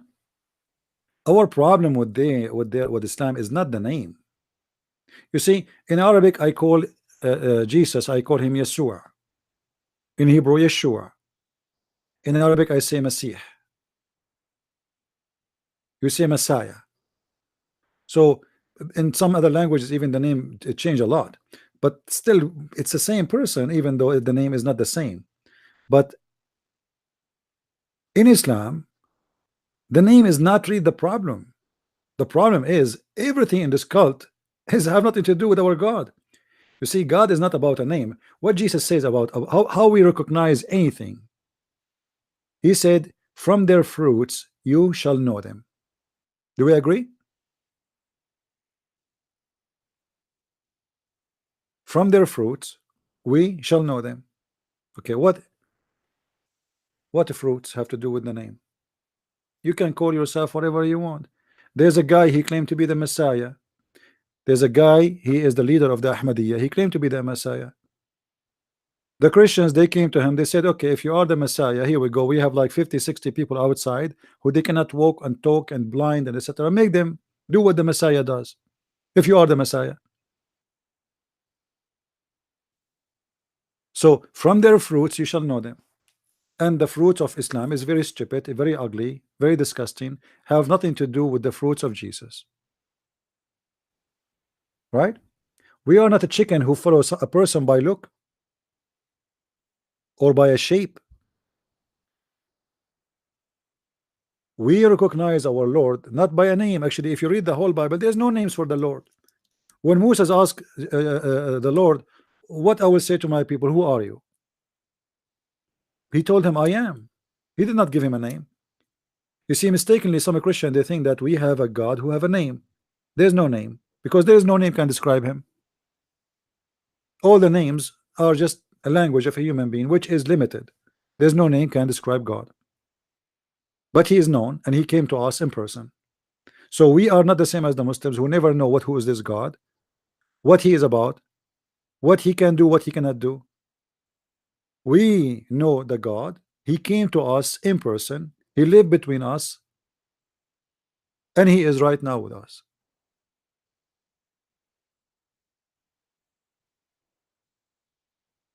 So my problem with Islam is not a name. If the Muslims, they change their God name and they call him Elohim, they call him Jehovah, still this is not him. You see, if somebody have a donkey and he changed the name of his donkey and he call it horse, still his donkey is a donkey, right? So don't fool yourself with the name. We don't have a problem with the name. You have only one God. Okay, first of all, prove to me that you have one God. Prove to me that his name is Allah, or prove to me who is Allah. You don't know what Allah mean. You don't know. Have you ever heard of somebody follow a God, he have a name, and you do not know what the name mean? Guys, did you hear Dr. Rohi? He said we do not know who is the first one who used that word. Did you hear him saying that? Did Dr. Rohi say that the word Allah is Allah Shay, which means worship something, and we do not know who is the first one who said that? He said it's an Arabic word, but we do not know who is the first who said that. That's stupid. So you are worshiping something. This is a guy who have a PhD in Islam. We worship something. How you know that this something is one? And if he is one or two, who care? I don't refuse to call it Allah. I call it Allah. Your God is Allah, which is something. And you know, the funny, when Muslims they say we worship one God, who care if it's 1 or 20? If the God is a true God, if he is 1 or 20 God and they are true God, they are 20 God. Let us assume there is 1,000 God and they are true God. That will not change anything. They are true God still. They are 1 or 20 or 20,000. As long as it's true, it's true. If it is false, it's false. Are we getting the point? The Muslims are so proud that they worship one God, but yet they do not know who is this one God. And who care if he is 1 or 50? This is a stupid even argument. So you are worshiping one snake or 2 snake? And what a big deal. The Egyptian before you worship one God, the Christian worship one God, the Jews worship one God. So what? What does that mean? This is nothing to be proud about. If God is one, he's one. If he is two, he's two.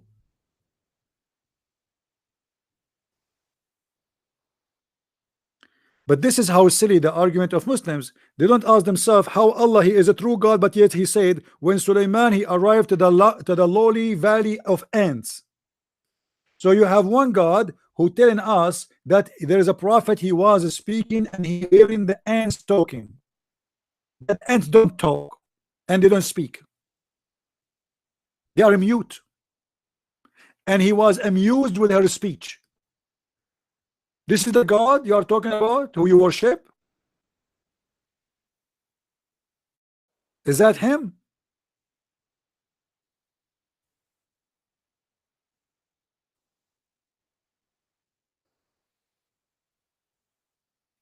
Ants don't talk.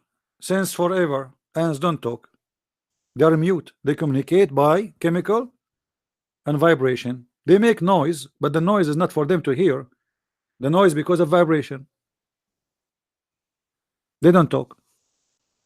They communicate. They communicate by chemical. You can go check right now.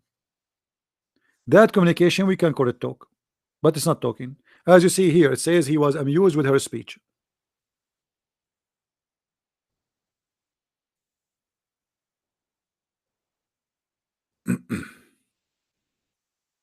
Who is a Muslim would like to call me?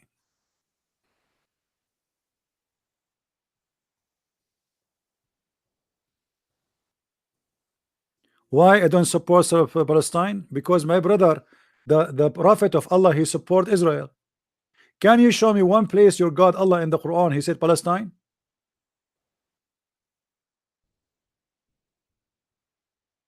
Why Allah don't support Palestine? Allah he support the Jews. Allah in the Quran he said that Allah he gave the land to the Jews. Chapter 5 verse 21. Ya qawm ادخلوا الأرض المقدسة التي كتب الله لكم. O people, my people, enter the holy land which Allah assigned to you. Do you see it? Yes, Allah. Allah sponsored the Jew. Your God Allah is a Zionist. O my people, enter the holy land which Allah has assigned into you. You who? The Jews. What? No, no, it's in front of you. Remember Moses. Who is talking? Moses said to his people. Who is his people? Children of Israel. Do you see it? So why Allah never mentioned the word Palestinian or Palestine in his Quran? Neither in the Hadith. Yet he is saying that this is a land assigned by Allah to the Jews. What do you say? Are you going to accuse Allah to be Zionist and he worked for the Mossad? Ah, I am Jahil. He called me names now, but he cannot answer. See, he will change the topic. Answer why Allah he says that this is the land Allah assigned to the Jews.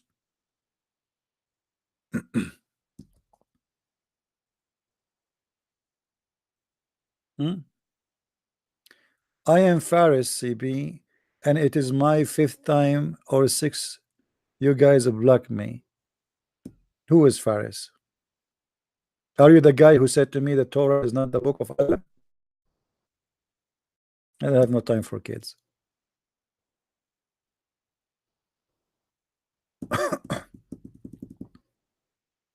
Do we have any Abdul?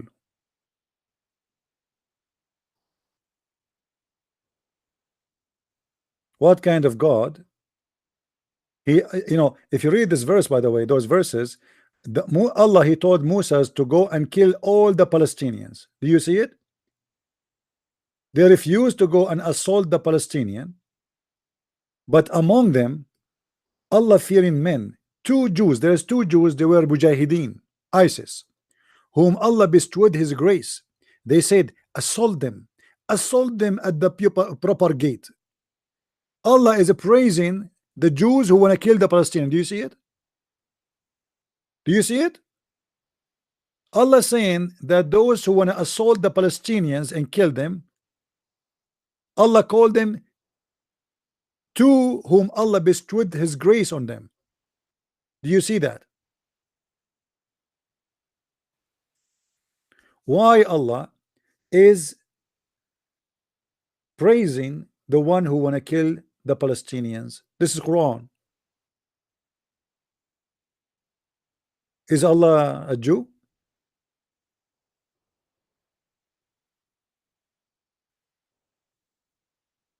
Huh?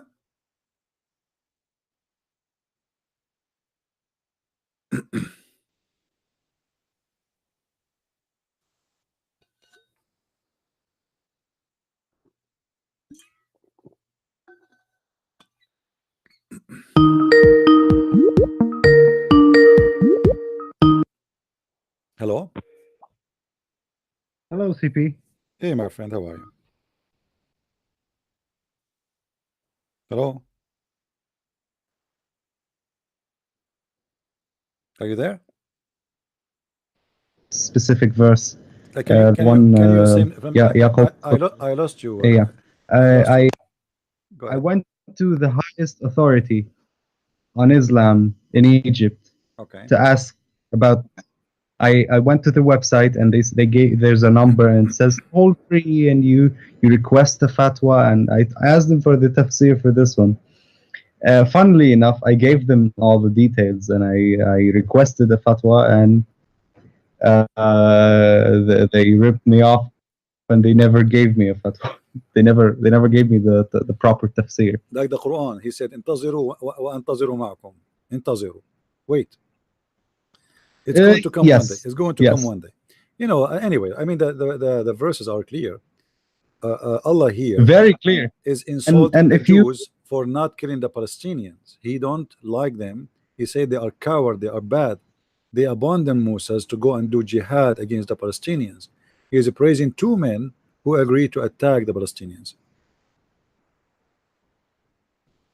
yes, also I checked some of the tafsirs for this like on my own, and they give really stupid excuses for the matter. Like for example, that the promise that God gave them to enter the land was only for a temporary period of time, and that somehow justifies this becoming a Palestinian land. Can you see how? No, you see, How? I debated many Muslims before about this. They say at that time the people there they were pagans, so it's okay to kill them. This is the logic of the Muslims. So It's okay to kill a pagan. yeah, because there are Very those very Palestinians, logical. those Palestinians, they are Muslims at that time, so it's okay to kill them. But now you have no right to kill them because they are Muslims. They have protection of Allah. This is the hypocrisy of the Muslims. Yeah, you can kill anyone who's not a Muslim, but if you kill a Muslim, the whole world, the whole Muslim world falls apart. Yeah, you can kill a Muslim if he is just from other sect. It's okay, like because Muhammad he allowed Muslims to kill each other anyway. Yeah, if he's a Shia, yes. If he's a Shia Not or only a Alawi Shia, or all not these only a people, Shia, you can kill. not only a Shia. The Quran confirmed that if there's two sect of you have a dispute and support the one who's right, but Muhammad he never said who is the one who's right. Everybody says I am the right one. So now the Sunni themselves they kill each other. You know, the Sunni they kill a lot of Sunnis, not only Shia, because anyone, as an example, if you go right now, Yes, as long you are yeah, searching about fatwa, you can go and search right now for the ones who claim that the Quran is created. There's many Sunnis, they believe for some time that the Quran is created. The Muslims they issue fatwa until now that anyone believe that the Quran is created, he is a kafir and should be killed. And from the time of Muhammad, there is many incident of people who were slaughtered for believing that the Quran was created. This is why, like you know, there's a group they call them al-Mu'tazila, you know. So yeah. the second you just disagree about an opinion, the majority they will kill the minority, and if the majority in this place became minority in different place, they themselves they will be killed. As an example, in certain Yeah, time, yeah. Egypt used to be what, you know? Do you know what Egypt used to be? A Christian nation. No, before, I mean after, when Islam took over, became Shia. It became a Shia. Yes, yes, the Fatimiyyin. Right. So the Shia controlled Egypt for a long time. During that Yes. time, if you are a Sunni, you are a potato there. They will kill you. Suddenly, the Sunni took over. The king became a Sunni. Everybody transferred into Sunni overnight. Where the Shia? What happened? Yeah. Have you ever heard of a nation? The whole nation changed overnight? Because this is not really people who convert because they are convinced, but because when you put the sword in the neck of people, they change overnight. Yeah. The king is Sunni, they are Sunni. The king is Shia, they are Shia. Who care? They want to live. People, they are poor, they want to live. If there's anything else, my friend? Yes. Um, I wanted the actual sources for Muhammad's name being Qasim and not Muhammad. Yeah, you can find that actually in many sources. You speak Arabic, right? Yes, I do. Yeah, you can search Nabi. There's an article written by Dr. The Tunisian writer. Right. You can go and but if you can get the article, he gave a lot of source actually, and if you can get his book too. However, this is exist in Ibn Kathir. This exists in many places. That what happened that the grandfather of Muhammad, he used to Yes. have a child before Muhammad. Remember Muhammad, he is an orphan, right? He is supposedly an orphan. All right, which is what they say. However, his grandfather, he have a son, which means this is the uncle of Muhammad. He have an uncle. Yes. His name is Qatham, and Qatham, he passed away. So the Arab, what they used to do, the first baby is born after the one who passed away. They name him by his name. So he caught the name of his. He got the name of his dead uncle, Qatham. Yeah. Anyway, the Muslim, they say this is not true, many of them, but for sure there's a lot of evidence about that. And in the same time, the stories of the Quran and Muhammad confirm that this is not his name, because if Muhammad's name is Muhammad, why his name in different verse in the Quran is Ahmad? Why it is Mustafa sometime? The Yes. name of a person, It's that is not a name, that is it's a an title. adjective, not a name. It's a title. He praised himself that he is Muhammad. Simply, he was a person trying The to praise. replace Jesus. He's trying to be Jesus of today, of his time. So he is the praised one. People before, It's a they it's a praised Jesus. very intricate and very well made system, to be honest. If Muhammad really came up with this on his own, then I really think that he has like enough intelligence to do something like that in his time. Don't you think? It's not about intelligence. Sometimes you can be a stupid, and you became a Yeah. king because opportunity is coming. Yeah, he said the right things in the right time. No, it's not actually. It's not even the right things in the right time. About he said no. It's about if you go and see how Muhammad he became what he became. Muhammad was rejected by all the good ones. The one who joined him, it was the gang, الرعاة, Yes. الصعاريك. So the mercenaries. missionaries mercenary, they join him, and he start attacking. He's a gang. Even the Muslim agree. He attacked the caravans. He steal the clothes and the food. This is what he is. What does this have to do with the Prophet? All in the name of Allah. Yeah, and almost he was destroyed. Actually, almost he was destroyed. But it was his luck, and things work in his side. The Arab, they were not united against him, so he was able to be successful somehow. And in the same time, the Persian and the Roman, they were fighting each other for more than 300 years, and both they are exhausted, totally exhausted. So Muhammad, when he finished with the Arab, he found nobody to stop him. The Persian are gone, the Roman are so tired. They've been victorious, yes, but don't have more men to fight. You see, remember in the Quran the chapter of a Roman, where it says that the Roman they've been defeated. Right. So the Roman, obviously they are not in good shape. They just defeated, and then after a few years defeated the Persian, which means both of them, they are really exhausted. They are defeating each other because both of them, they are almost, it's like two guys are fighting for 300 years and they have no energy left. So Muhammad, he came in a perfect time where both of them, they are sitting in the side of the fence and they cannot move. So he came in a perfect time. So it was how unlucky for the world. Yeah, that's what happened. So he came in a perfect time for him, and this is what happened. This is what happened. The devil support evil.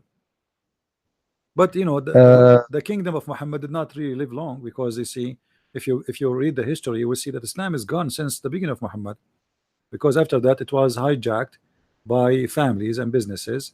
And then the Tatar, they came, the Mongolian, they destroyed the caliphate and they made their own caliphate, and then the Turk took over, the Turkish. Yes, Yeah, the most the Ottoman Empire. corrupt nation ever in history. They took over, and since then Islam does not exist.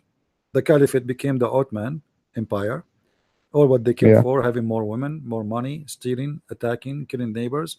But there's no religion until now. You go to Turkey, you see Erdogan, he speak every it's a day. secular state. No, they speak too much about religion, but Turkish are not religious.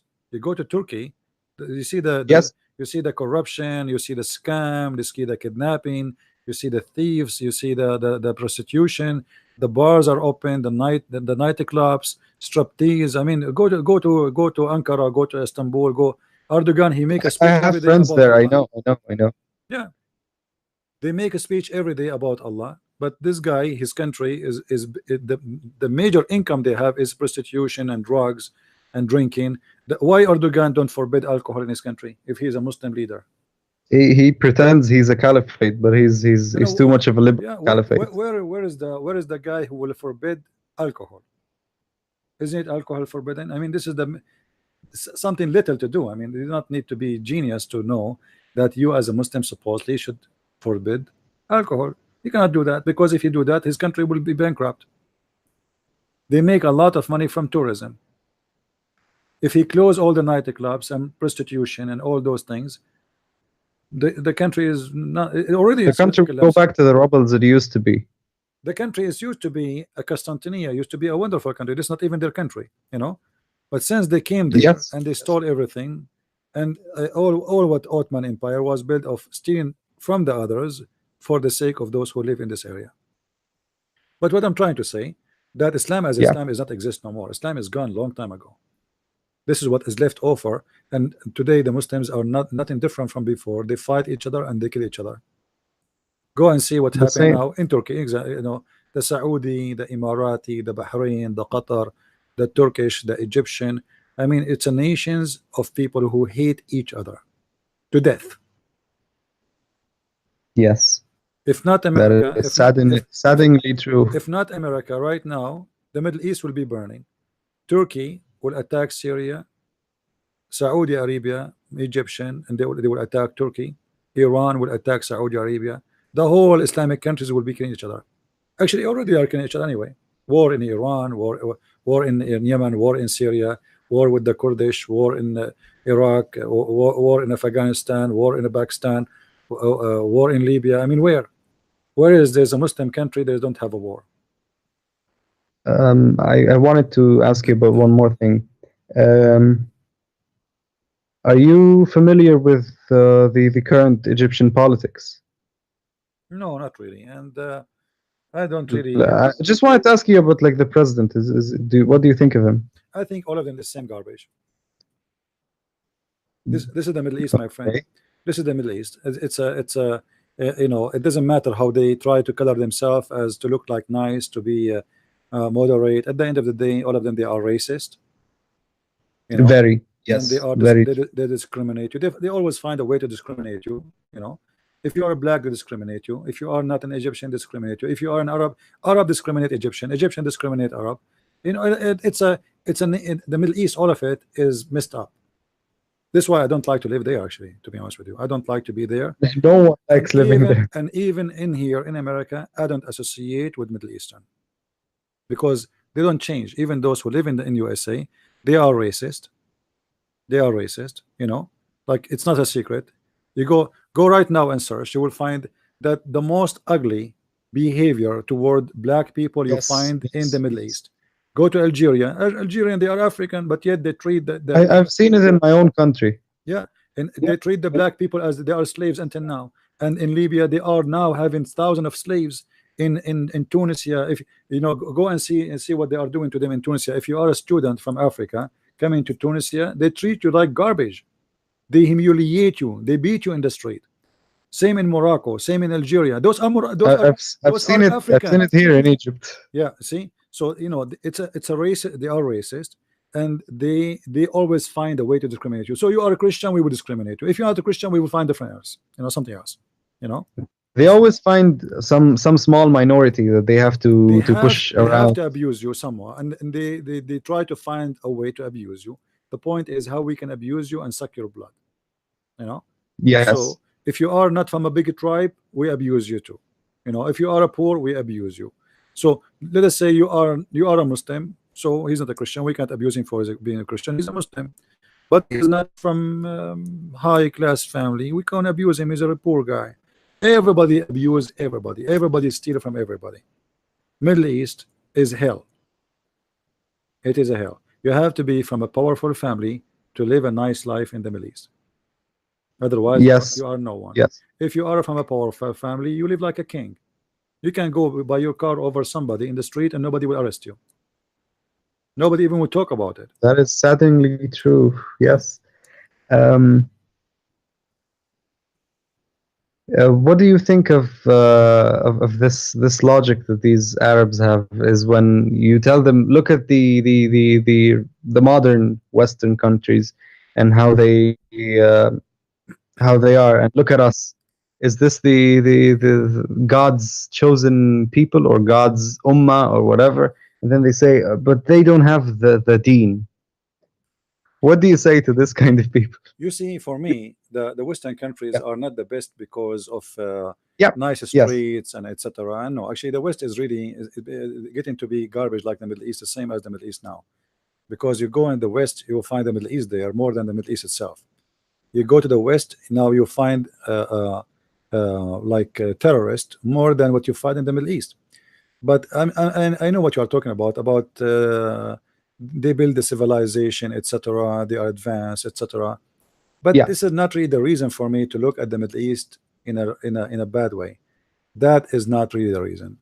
You can be in a poor country who have no any advanced thing, like you live only in grass, you are a shepherd, still I will respect you and I will consider you a wonderful human being.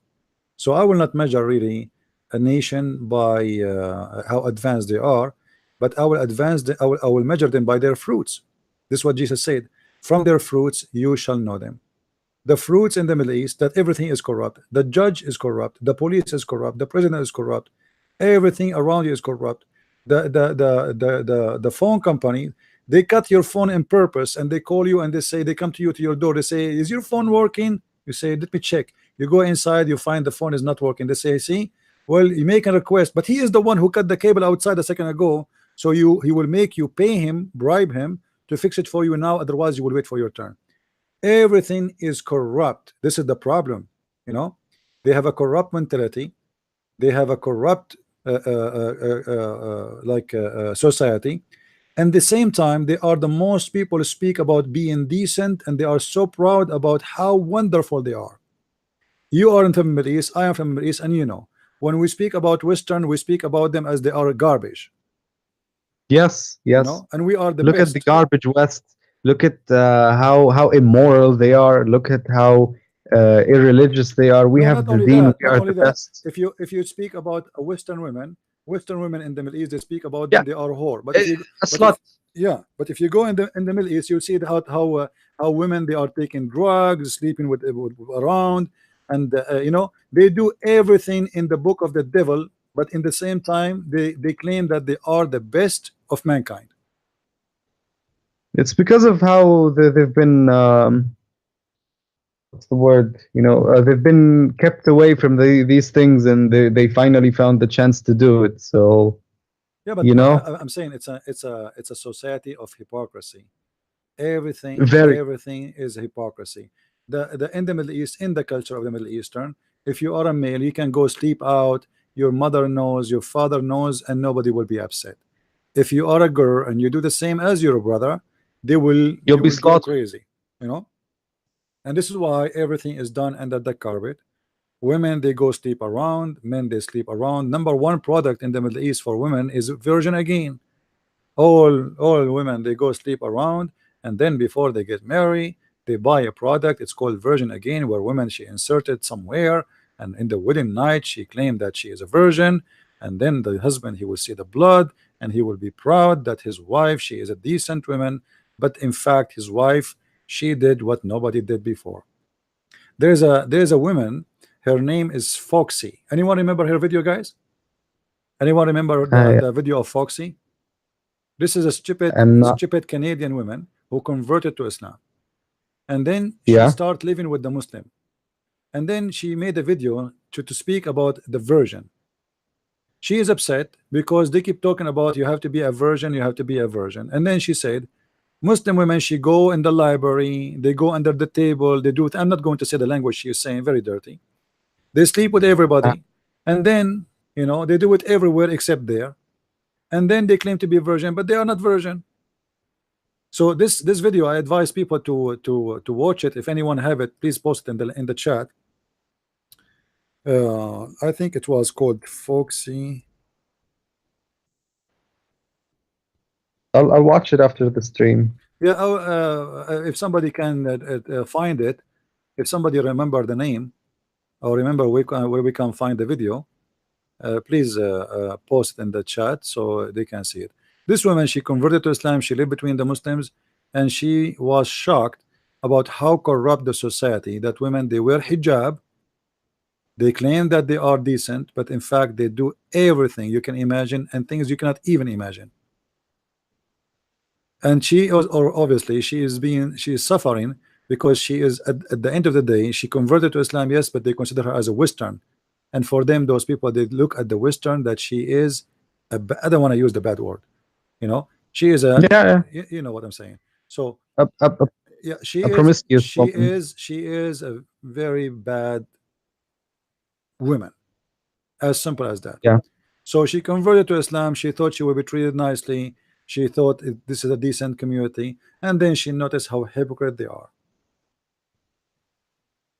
Anyone find the video of Foxy? Nobody. Maybe somebody will find it. Anyway, anything else, my friend, you want to say?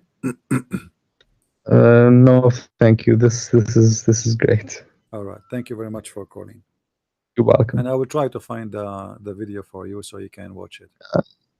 Thanks, CP. I can't play it here because they will make it copyright claim, Yeah.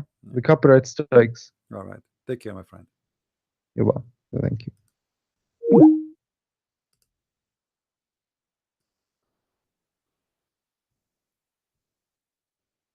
Let us see. I think her name was Foxy.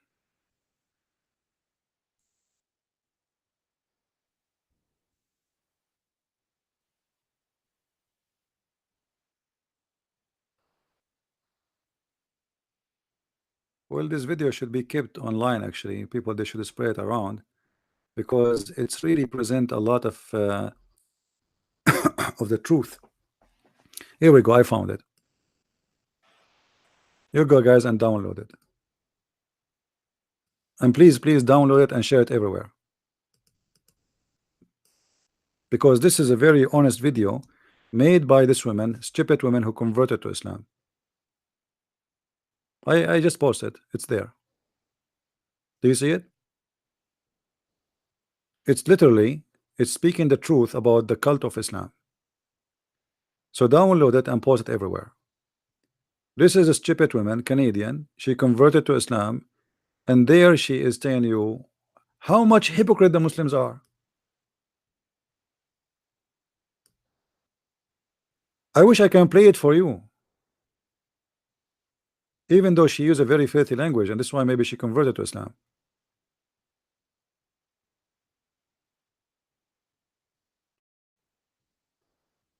This site cannot be reached. What do you mean cannot be reached? You could not open the link, guys?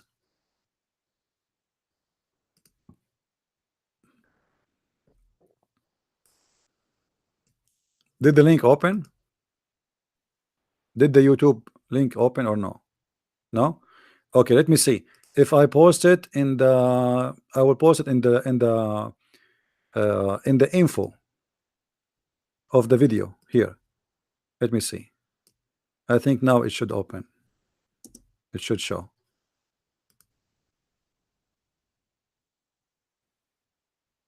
Refresh the page. Leave the YouTube. Refresh your page and tell me, do you see it? It should be appearing in the info. And tell me, do you see it? Okay. All right. Yeah, now you can click on it and you can download it, and you will see how this woman, she say everything about Islam. as it is. How hypocrite they are. They claim to be virgins, they claim to be etc. They claim, but in the same time everything they claim is not true, far away from the truth.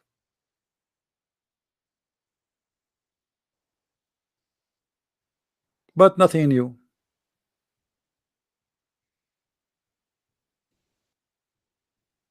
But just be aware, she have a very dirty tongue, and obviously she have a mental issue to convert to Islam anyway. A human being, he have a intelligent, will not convert to Islam.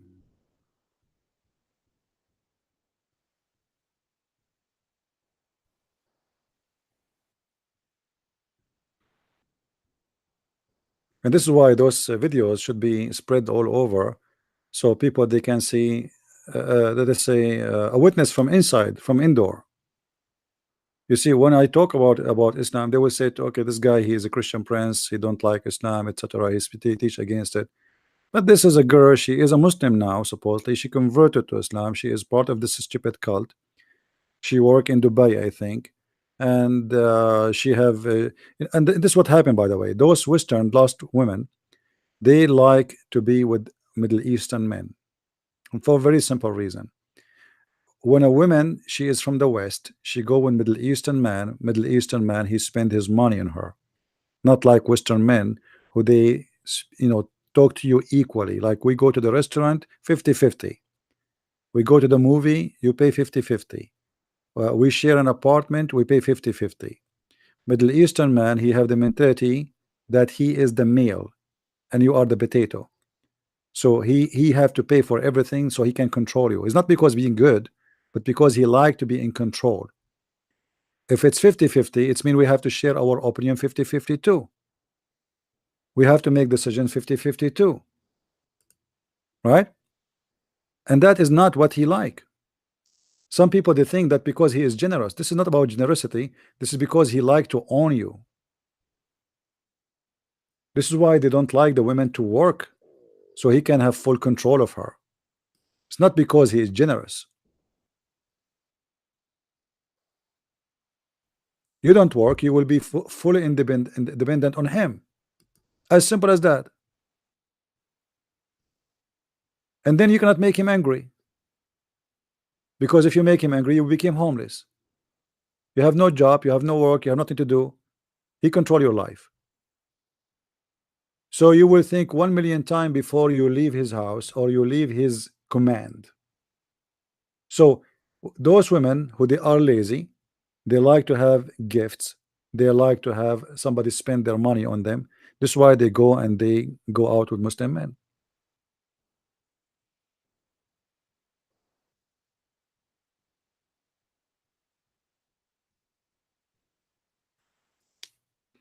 They say to you that we are protective. That's not true.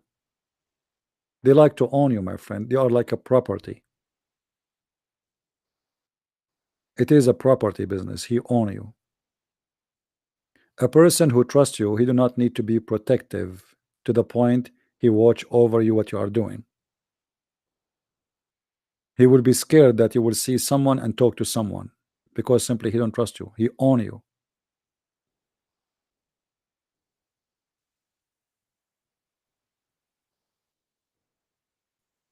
Anyway, I think we have enough for today. I hope today, guys, you have a good time. And for those who download my videos, you can download the whole video. And maybe it's better if you cut where we finish with Dr. Rohi and make it as a full video debate with Dr. Rohi for today, and name it "Who is Allah? Dr. Rohi versus a Christian Prince." And for sure, as usual, Muslims defeated the Christian Prince as usual, as always. Thank you very much, my friends, for being here. May the Lord bless you all, and I wish you the best of time with your family and your friends in this blessed weekend. Christ is Lord, and Islam is false. And we see you soon again. Thank you.